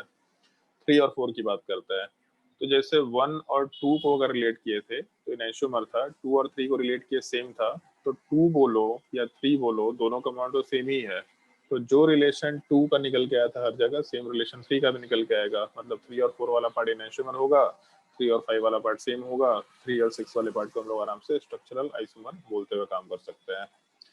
4 और 5 को अगर रिलेट करें तो 4 वाले पार्ट में 1 और 4 सेम है और 4 और 5 वाला पार्ट इनएंशियोमर है, तो 1 बोलो या 4 बोलो कोई फर्क नहीं पड़ रहा, तो यहाँ पे अगर ये 1 होता तो 1 और 5 वाला पार्ट इनएंशियोमर था, मतलब इनएंशियोमर, और 4 और 6 तो स्ट्रक्चरल आइसोमर है, इसमें सोचना ही नहीं है। 5 और 6 हर के साथ स्ट्रक्चरल आइसोमर होगा, ऐसा हम लोग आराम से बोल सकते हैं, तो 5 और 6 स्ट्रक्चरल आइसोमर होगा, इसमें भी कोई दिक्कत नहीं है। तो अब जब भी क्वेश्चन सॉल्व करना तो कॉन्फ़िगरेशन कैलकुलेट मत करना, बस दो तीन चीज एकदम देखना मस्ट है, कंपाउंड ऑप्टिकली एक्टिव है कि इनएक्टिव है। अगर ऑप्टिकली एक्टिव नेचर का है तो बात खत्म, मतलब सिमेट्रिकल है कि अनसिमेट्रिकल है। अगर सिमेट्रिकल है तो उसमें चेक कर लेना कि कौन सा पार्ट ऑप्टिकली एक्टिव, सॉरी कौन सा पार्ट ऑप्टिकली इनएक्टिव है, केवल ये चेक कर लेना। और एक पार्ट ऑप्टिकली इनएक्टिव निकल गया तो फिर उसके कॉन्फ़िगरेशन को कुछ भी उल्टा मान लो और वहां से बाकी चीजों को स्विच कर करके रिलेट कर लिया करो, स्विचिंग से क्वेश्चन सॉल्व करो, ये ज्यादा फास्ट तरीका होगा। जब तक कॉन्फ़िगरेशन रिक्वायर्ड नहीं है तो कॉन्फ़िगरेशन कैलकुलेट क्यों करना है, रैंडमली कुछ भी मान लो, हमको केवल रिलेट करना है मॉलिक्यूल को, आंसर अपने आप वहां से निकलते आगे चला जाएगा। जैसे मान लो कि आज जो क्वेश्चन हम लोग डिस्कस किए थे वर्कशीट में, ये क्वेश्चन नंबर ऊपर वाला जो पार्ट दे रखा, तो इस क्वेश्चन वाले पार्ट में जैसे दिख रहा है कि हमको 2 कायरल सेंटर, मतलब हर जगह पे 2 कायरल सेंटर है, फ्रंट कार्बन पे H दे रखा, Br दे रखा और CH3 दे रखा, और पीछे एक बैक कार्बन दे रखा है, तो फ्रंट कार्बन sp3 और बैक कार्बन sp3 और सब पे 4-4 ग्रुप दे रखा है। हमको नहीं मालूम कॉन्फ़िगरेशन क्या है, मान लेते हैं पहले वाले पार्ट में कि R कॉन्फ़िगरेशन है, मान लेते हैं R कॉन्फ़िगरेशन है, तो बैक कार्बन में एक चीज दिख रहा, एक चीज ध्यान रखना है, इसे रैंडमली में आर तो मान लेंगे बट दिमाग में ये चीज रखना है कि कंपाउंड ऑप्टिकली एक्टिव है कि इनएक्टिव है। तो पहले कंपाउंड में हमको सेंटर ऑफ सिमेट्री दिख रहा है कि Br के अपोजिट में Br है, CH3 के अपोजिट में CH3 है और H के अपोजिट में H है, मतलब सेंटर ऑफ सिमेट्री है फ्रंट कार्बन बैक कार्बन के बीच में।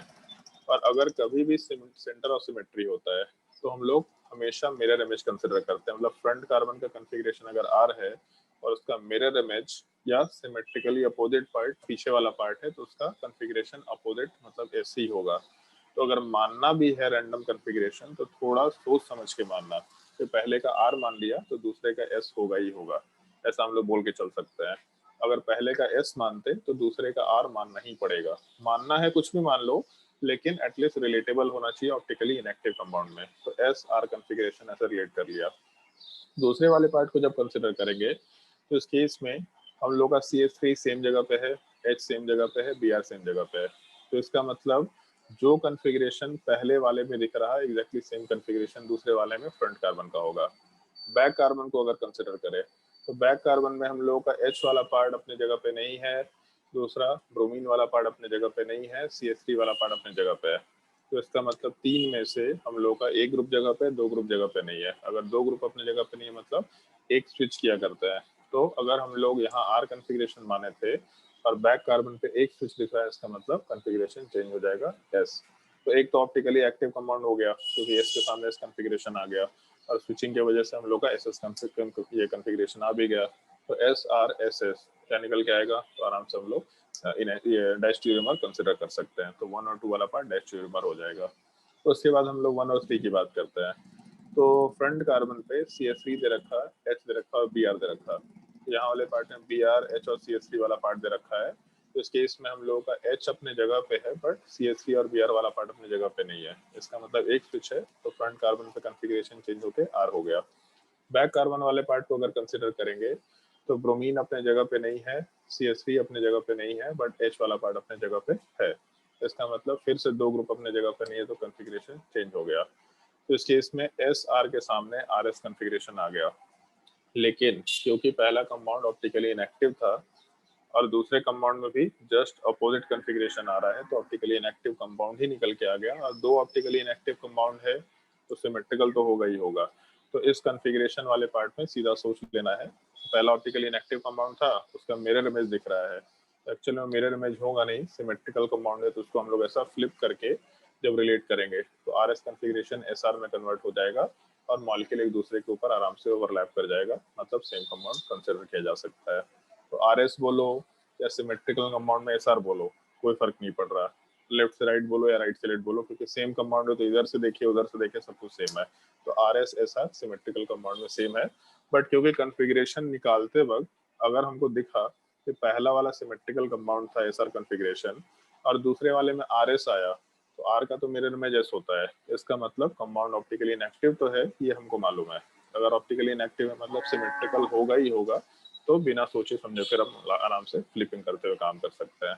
तो 3 डायमेंशनल स्ट्रक्चर देगा तो भी कुछ सोचने की जरूरत नहीं है, क्वेश्चन ऐसे ही सॉल्व हो जाएगा। और मान लो इस तरह का सवाल दे रखा है ये एक सवाल है जिसमें कॉन्फ़िगरेशन निकालने आना ही चाहिए। अगर कभी भी 2 अलग अलग प्रोजेक्शन देगा क्वेश्चन में, कभी भी 2 क्वेश्चन मतलब 2 कंपाउंड दिया और दोनों का प्रोजेक्शन सेम नहीं दिया, तब उस केस में स्विचिंग वाला पार्ट अप्लाई नहीं कर सकते। तब उस केस में हम लोग को क्वेश्चन सॉल्व करते वक्त हमेशा कॉन्फ़िगरेशन कैलकुलेट करना पड़ेगा। जैसे मान लो ये कंपाउंड दे रखा,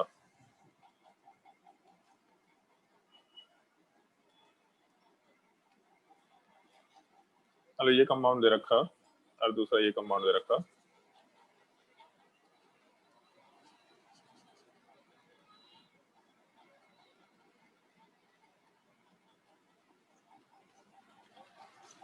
और इन दोनों कंपाउंड में रिलेशन निकालने बोला है। तो जैसे लोग सीखते हैं कि हम लोग एक वेज डैश प्रोजेक्शन को फिशर प्रोजेक्शन में कैसे कन्वर्ट कर सकते हैं, वो ज़्यादा कॉम्प्लिकेटेड तरीका है।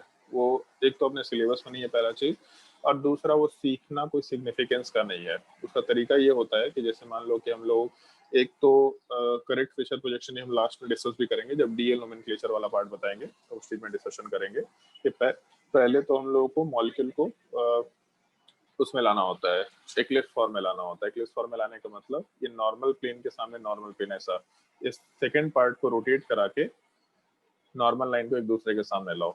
इसके वजह से सॉलिड के सामने या फिर यहाँ नीचे डैश्ड है तो डैश्ड के सामने यहाँ पे डैश्ड हो जाएगा और सॉलिड वाले पार्ट के सामने यहाँ पे सॉलिड हो जाएगा। अब उसके बाद मॉलिक्यूल को इस तरीके से कंसिडर करो कि हम लोगों का जो ये है क्या बोलते हैं, जो लॉन्गेस्ट कार्बन चेन है वो लॉन्गेस्ट कार्बन चेन हम लोगों को आराम से हॉरिजॉन्टल पे दिखाई दे। हॉरिजॉन्टल पे दिखाई देने का मतलब है कि जैसे मान लो ये लॉन्गेस्ट कार्बन चेन है CH3 और यहाँ पे CH3, तो अगर इस मॉलिक्यूल को नीचे से देखेंगे तो हम लोगों को जो लॉन्गेस्ट कार्बन चेन है तो कार्बन चेन वाला पार्ट हम लोगों को डैश पोजीशन पे ज्यादा दिखाई देगा।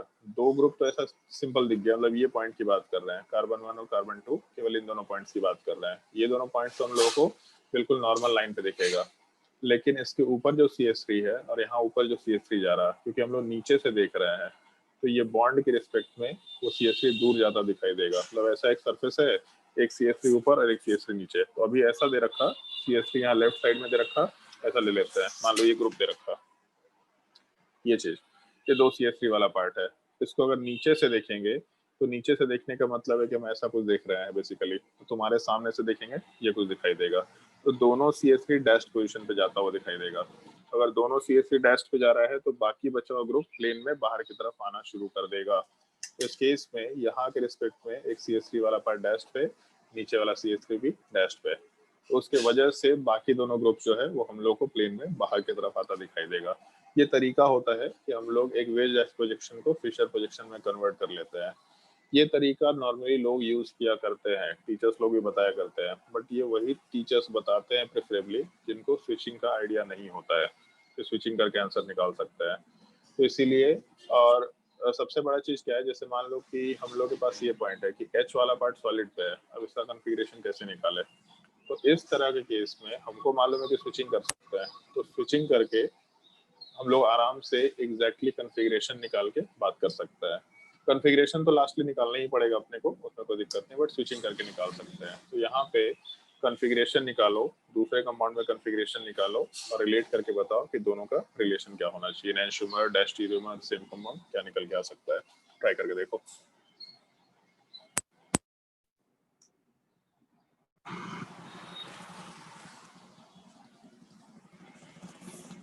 और केवल इस तरह के केस में जहाँ पे प्रोजेक्शन चेंज हो गया, एक तरफ कुछ और प्रोजेक्शन है, दूसरे तरफ एक तरफ न्यूमैन दे दिया, एक तरफ फिशर दे दिया, एक तरफ फिशर दे दिया, एक तरफ वेजडाइस दे दिया, एक तरफ वेजडाइस दे दिया, एक तरफ फिशर दे दिया, ये न्यूमैन दे दिया। तो इस तरह के डिफरेंट प्रोजेक्शंस में कॉन्फ़िगरेशन निकाल के ही क्वेश्चन सॉल्व करना पड़ेगा, तब उसमें कोई एक्स्ट्रा तरीका यूज नहीं कर सकते। बट अगर प्रोजेक्शन सेम है, वेजडाइस फिशर फिशर न्यूमैन न्यूमैन, तो कॉन्फ़िगरेशन मत निकालना, रिलेट करके स्विचिंग करके क्वेश्चन सॉल्व करना हमेशा।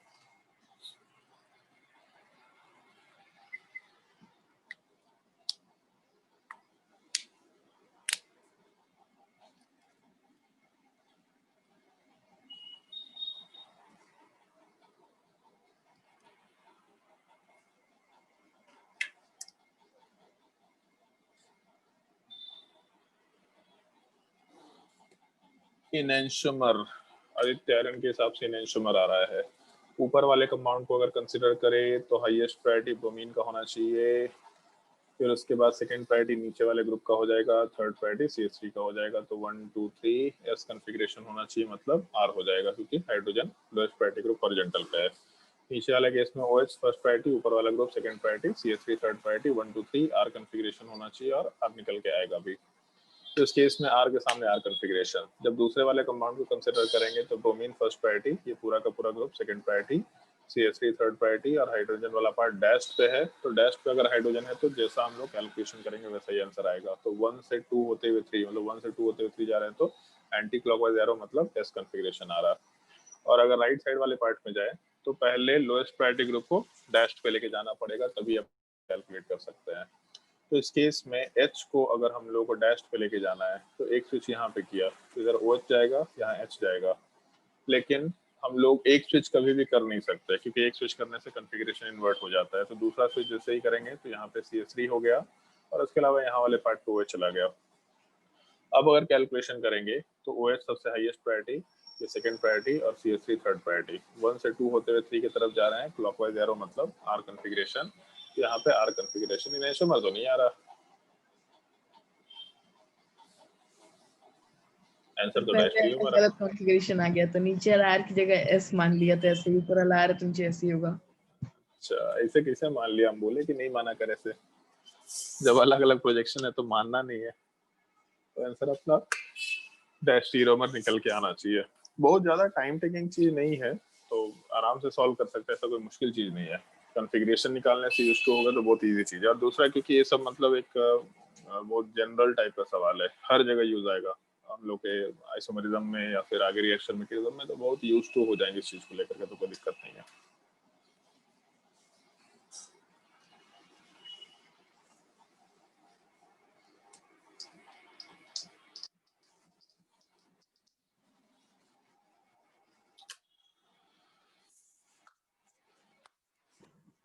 सर अभी एक लास्ट लेक्चर बच रहा है ना आइसोमर का।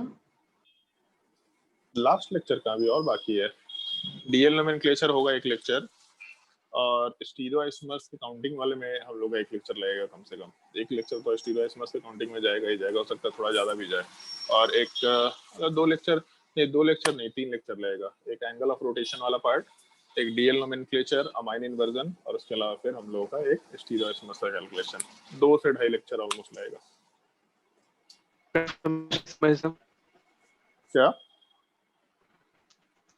Conformational isomerism. हाँ, इसके बाद कंफर्मेशनल आइसोमेरिज्म चलेगा। कंफर्मेशनल आइसोमेरिज्म क्योंकि तुम लोग हम डिटेल में पढ़ाएंगे तो 2 लेक्चर अप्रोक्सीमेटली, अदरवाइज मतलब खत्म तो 1 लेक्चर में हो सकता है। एनसीईआरटी के सिलेबस में जितना है उसमें ये साइक्लोहेक्सेन का कंफर्मेशन सिलेबस का पार्ट नहीं है। ये चीज ये एनसीईआरटी के सिलेबस में नहीं दे रखा। बट प्रॉब्लम क्या है कि क्वेश्चंस में इसके फैक्ट्स के ऊपर सवाल होते हैं, तो ये सिलेबस में दिया नहीं है।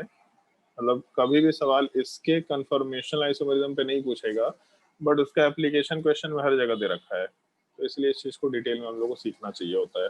तो इसलिए उसमें अप्रोक्सीमेटली 2 लेक्चर का टॉपिक हम लोग का लगेगा।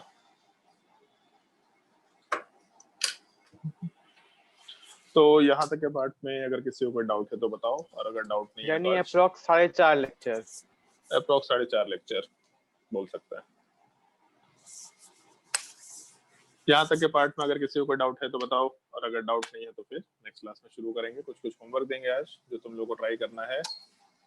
एक दिन तुम लोग का क्लास हम बढ़ा देंगे, 4.5 लेक्चर नहीं करेंगे, 4 ही लेक्चर करेंगे। एक दिन क्लास आधा घंटा 1 घंटा एक्सटेंड कर देंगे, तो उसमें आराम से लेक्चर कवर हो जाएगा। मैं सोच रहा था एक दिन आधा क्लास के बाद छुट्टी। मारेंगे नहीं इतना, तो क्लास ऐसे ही कम हो गया था। फिर ऐसा करिएगा कि आप आधा क्लास पढ़ाइएगा, फिर आधा क्लास आप कुछ ट्रिक्स बताएंगे केमिकल काइनेटिक्स का। केमिकल काइनेटिक्स का ट्रिक्स तो चलो ठीक है, वो भी कर सकते हैं, उसमें कोई दिक्कत नहीं है। अब वो कोई दिक्कत नहीं है, हम तो क्लास लेना ही है हमको आराम से। 1 मिनट। केमिकल काइनेटिक्स का तो खाली एक लेक्चर किया मैं।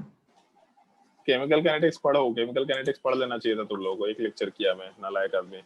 सर चीटिंग में आपसे बोला तो सर आप बोले कि हम अभी सजेस्ट नहीं कर रहे हैं, तुम्हारे एग्जाम के वक्त में अरे छुट्टी नहीं दी। तुम लोग को इनऑर्गेनिक केमिस्ट्री के लिए हम मना किए थे, केमिकल काइनेटिक्स के लिए थोड़ा ना मना किए थे। केमिकल काइनेटिक्स तो बहुत पहले हो चुका था। सरफेस केमिस्ट्री के लिए हम मना किए थे, केमिकल काइनेटिक्स के लिए मना नहीं किए थे। केमिकल काइनेटिक्स के टाइम पे तुम लोग का क्लास काइनेटिक्स तो आदित्य किया था हमको लगता है। काइनेटिक्स किया था, मैं गलत समझ लिया, फिर उल्टा समझ लिया सरफेस केमिस्ट्री को। सरफेस केमिस्ट्री छोड़ सकता है, कोई दिक्कत नहीं, उसको बाद में भी करवा देंगे। अच्छा हाँ, लास्ट क्लास में तुम लोग को होमवर्क दे ही रखे हम, सेक्शन एबीसी ट्राई करके आना भाई। सेक्शन एबीसी ट्राई करके आना है। और D1 बाकी था क्वेश्चन। कब पढ़ाएंगे? फ्रैक्शनल हाइब्रिडाइजेशन अब कभी पढ़ा देंगे, जब मेरा मन करेगा तो पढ़ा देंगे। किसी दिन फुर्सत मिलेगा, याद रहेगा तो हम पढ़ा देंगे। बट ठीक है, वो टॉपिक अपने काम का नहीं होता तो इसलिए वो हम उतना इम्पोर्टेंट नहीं मानते। उसमें एंगल के हिसाब से कुछ काम करना होता है। बता देंगे एक दिन फुर्सत में रहेंगे तो। D1 क्वेश्चन छोड़ दिए थे, D1 ट्राई कर लेना सेक्शन डी में। फिर उसके बाद D10,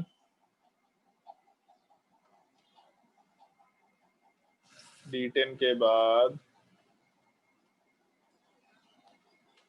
अच्छा एक एक्सिस ऑफ सिमेट्री बाकी है। ठीक है, मतलब 3 लेक्चर तो इसी में लग जाएंगे, तो हम भूल ही गए थे। एक्सिस ऑफ सिमेट्री भी बाकी है।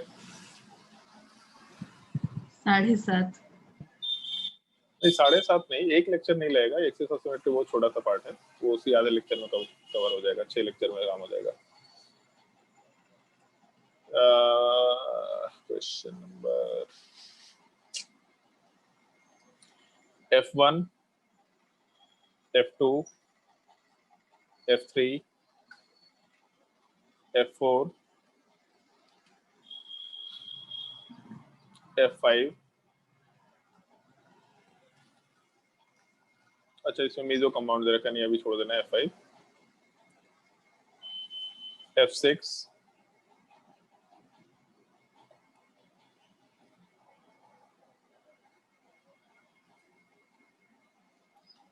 F9, F10, F11, F12, F13,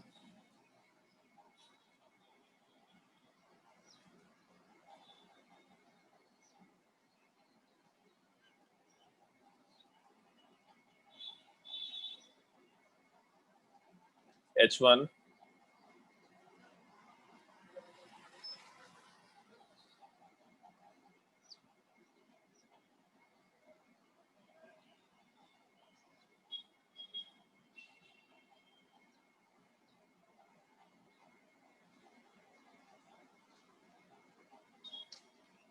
J3,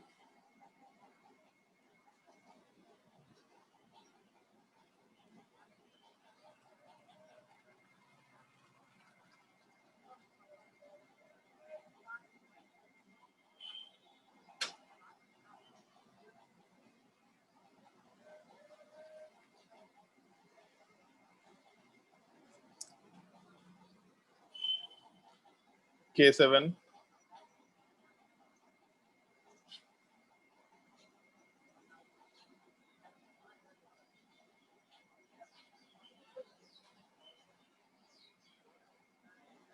K2,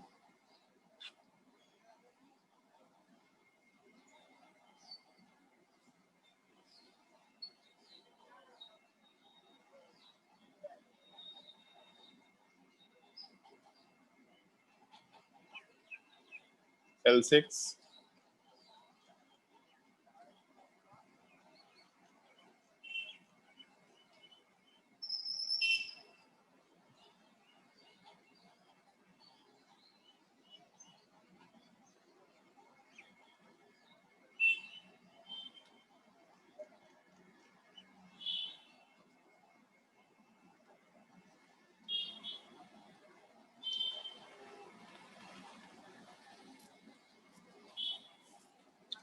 comprehension, sorry match the column में, मतलब ये पार्ट 2 में मिसलिनियस में क्वेश्चन नंबर 2,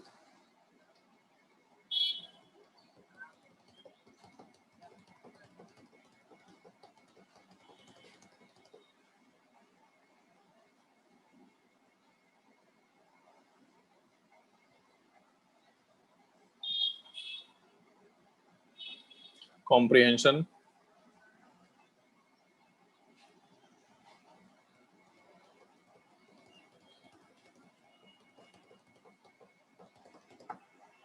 सब्जेक्टिव क्वेश्चन में क्वेश्चन नंबर 2, क्वेश्चन नंबर 3, ये सब ज्योमेट्रिकल आइसोमर का सवाल है, ये सब क्वेश्चन सॉल्व कर सकते हैं। 4, 5, 6, 7, 8, 9, 10,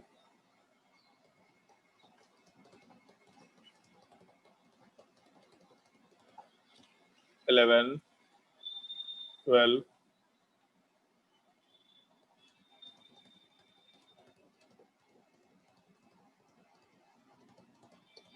13, 14, ये सब स्ट्रक्चर सीखना होगा आगे जाके। ये क्लास 12 में बायोमॉलिक्यूल्स का टॉपिक है, इस तरह का स्ट्रक्चर। जैसे दे रखा ना सुक्रोज, नाम तो सुन रखा है तुम लोग, सुक्रोज क्या होता है।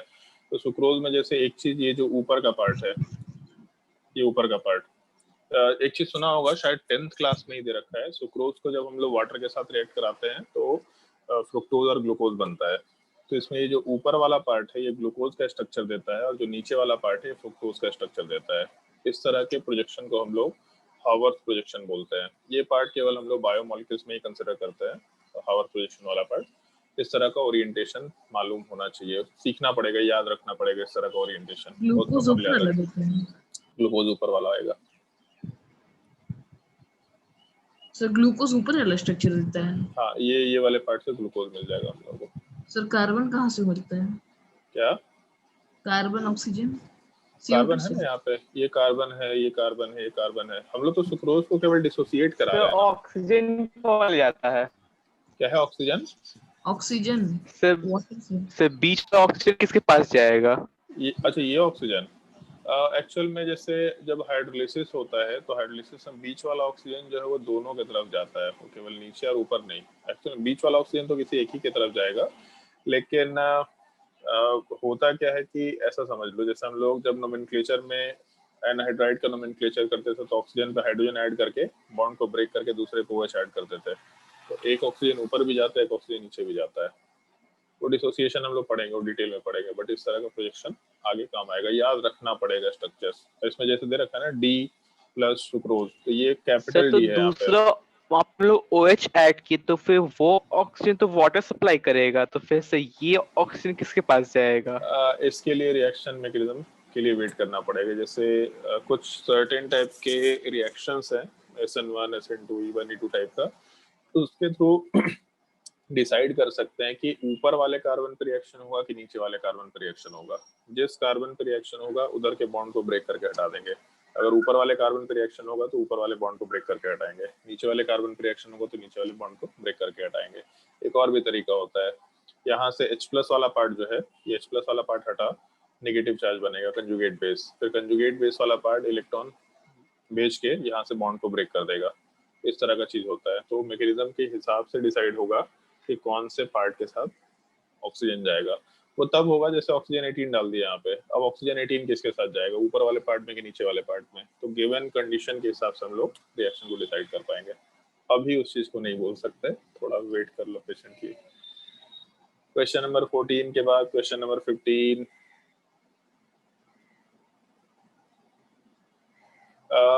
फिशर प्रोजेक्शन को न्यूमैन और सॉहर्स में कन्वर्ट करना है, तो ये तो क्वेश्चन सॉल्व कर सकते हैं। तुम लोग को बता दिया, फ्रंट कार्बन ऊपर को मानना है, बैक कार्बन नीचे को। फ्रंट कार्बन में जो बॉन्ड ऊपर है वो ऊपर रह जाएगा, जो लेफ्ट साइड में है वो लेफ्ट साइड में रह जाएगा, जो राइट साइड में वो राइट साइड में रह जाएगा। तो ये क्वेश्चन आसानी से सॉल्व कर सकता है। आप हॉलीडे होमवर्क दे रहे हैं क्या? नहीं, सॉल्व करो सवाल, नालायक लोग सब। इतने दिन से आराम से क्लासेस अभी छुट्टी मारे हैं तो रिलैक्स हो गया तुम लोग कोई फुर्सत नहीं है तुम्हारी लाइफ में। लोग यहाँ 720 नंबर ला रहे हैं और तुम लोग को हॉलीडे होमवर्क चाहिए, तुम लोग को डंडा पड़ेगा। उसमें ज्योत्सना, उन लोगों का इंटरव्यू देखी थी तुम, जो मेडिकल में 720 वगैरह से मार्क्स लाए? उसमें वो लोग बोल रहे हैं कि वो लोग ये इरोडो भी सॉल्व किया। सोच लो, मेडिकल के लोग इरोडो सॉल्व कर रहे हैं, ऐसा सिचुएशन आ गया है। और हमको भी हैरानी हुआ सर। नहीं, ये सॉल्व कर रहे हैं, मतलब हम पहले भी सुने थे कि कोटा में जो टॉप बैचेस में लोग होते हैं इरोडो वगैरह सॉल्व करते हैं। इरोडो अच्छा बुक है, खूबसूरत बुक है, उससे क्वेश्चन सॉल्व करके बहुत सारे कंसेप्ट क्लियर होते हैं। भारी क्वेश्चन सॉल्व करने का हैबिट नहीं डालना है, बट भारी क्वेश्चन सॉल्व करने आना चाहिए ताकि कंसेप्ट बिल्डअप हो। इसलिए तो ज्योत्सना को बोले कि क्वेश्चन सॉल्व करना है, फिजिक्स केमिस्ट्री का भारी क्वेश्चन सॉल्व करो। हमको, तुम लोगों को नीट का क्वेश्चन आसान क्यों लगता है कि तुम लोग भारी क्वेश्चन सॉल्व कर रखा। जो उसी टाइप का क्वेश्चन सॉल्व किया, कैसे उसको सवाल वही चीज, मतलब वही चीज उसको भारी लगेगा कि यही बहुत भारी होता है।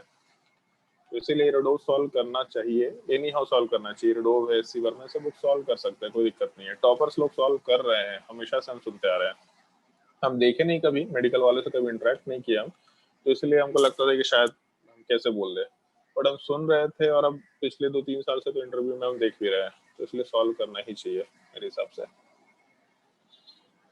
क्वेश्चन नंबर 18 तो अब ज्योत्सना को भी सॉल्व करना पड़ेगा इरोडो, इंजीनियरिंग वाला ही बुकलेट सॉल्व करा देंगे उससे।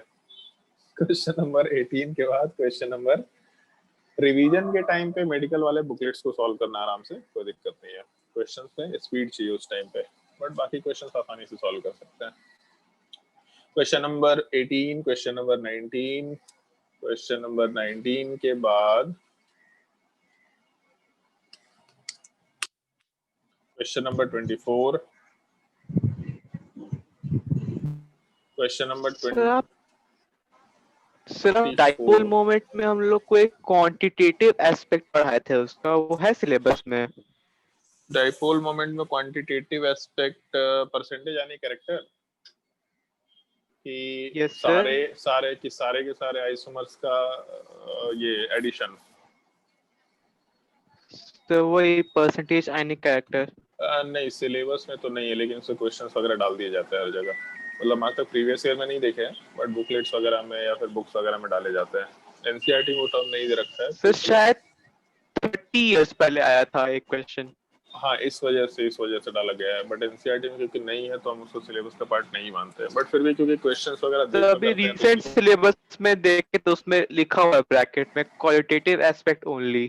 हाँ, बोल तो रहे कि सिलेबस में नहीं है, बट क्योंकि आ चुका है या फिर बुक्स वगैरह में दिखता है तो इसलिए हम सॉल्व करा देते हैं। हम उसको इम्पोर्टेंट नहीं मानते, बट मालूम होना चाहिए। टोटल नंबर ऑफ फ्रैक्शन, ठीक है, इतने ही क्वेश्चन ट्राई करना, आराम से नेक्स्ट क्लास में हम लोग डिस्कशन करेंगे। और एक बार वो चीज कंप्लीट हो जाएगा तो फिर प्रीवियस ईयर क्वेश्चन, मतलब आइसोमेरिज्म कंप्लीट हो जाएगा तो प्रीवियस ईयर क्वेश्चन सॉल्व करना है, और उसके बाद एमएस चौहान के क्वेश्चंस आराम से तुम लोग को सॉल्व करते चले जाने होंगे। तो आज के लिए इतना ही, नेक्स्ट क्लास में कंटिन्यू करते हैं हम लोग। चलो थैंक ठीक यू है, sir. Okay, bye bye. Thank you sir. Bye sir.